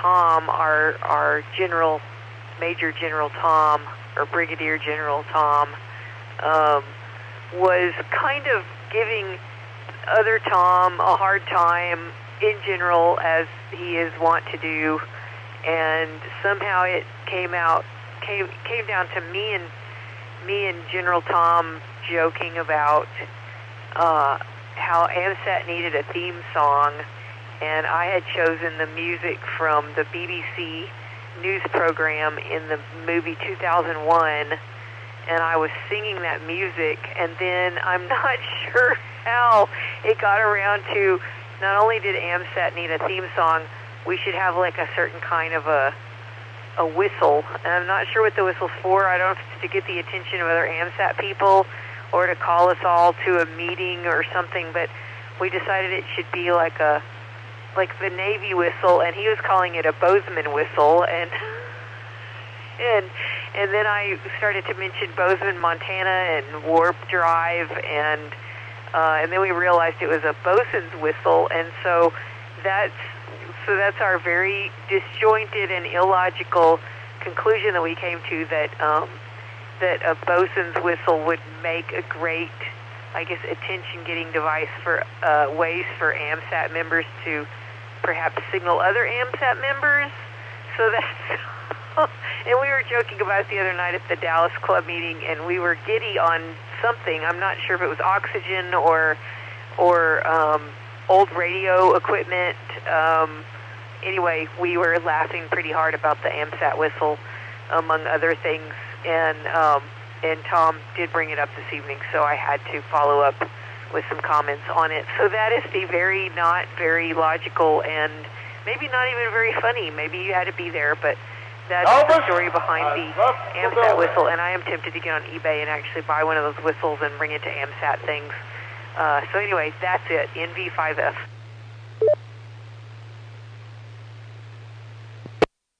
KI5, KWG, I'm glad I asked. So with Elvis leaving the the building, it said, in my head I heard the bosun's whistle and somebody saying, "Captain's off the bridge." KI5, KWG, back to y'all. Okay, well, I felt like it was really dumb, and sometimes really dumb things are also really funny. So I'm glad you found it amusing. NV5F back to net.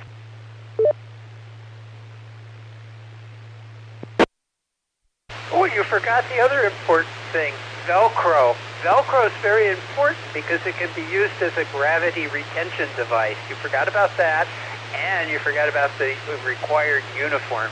Slim-fitting uniforms with Bozeman whistle and lanyard. Don't forget that. And a shiny, I don't know, some sort of insignia or something. It's got to happen. Okay, well, here we go. I'm going to tell you what next week's movie is. Actually, it's going to be a TV show, believe it or not, 1973. We're back in the 70s, baby. This one is episode 1 of Moonbase 3. Departure and Arrival. It's from a miniseries from Britain from 1973. I've never heard of it before, but it's definitely got the hairstyles from then. I'll send out the info on it. You will get it hopefully tomorrow morning. Somehow or another, well, I'll be honest with you, I've been extremely busy with personal matters over the last couple of weeks, so my normal schedule's been messed up quite regularly, but I'll try and get this out first thing in the morning so everybody knows ahead of time rather than waiting towards the end of the week.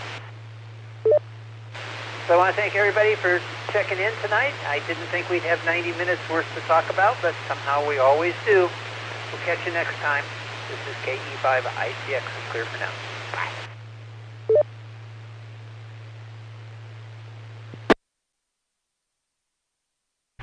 Good night. I sure hope that Moonbase 3 has some Velcro in it. Thank you for reminding me about Velcro and lanyards. I think we might have to come up with something for Moon Day next week. I'll be thinking about that. I'll be working on it. Good night, all. NV5F.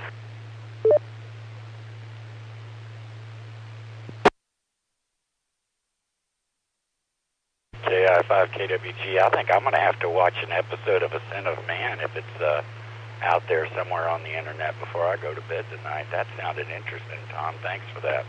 KI5 KWG clear.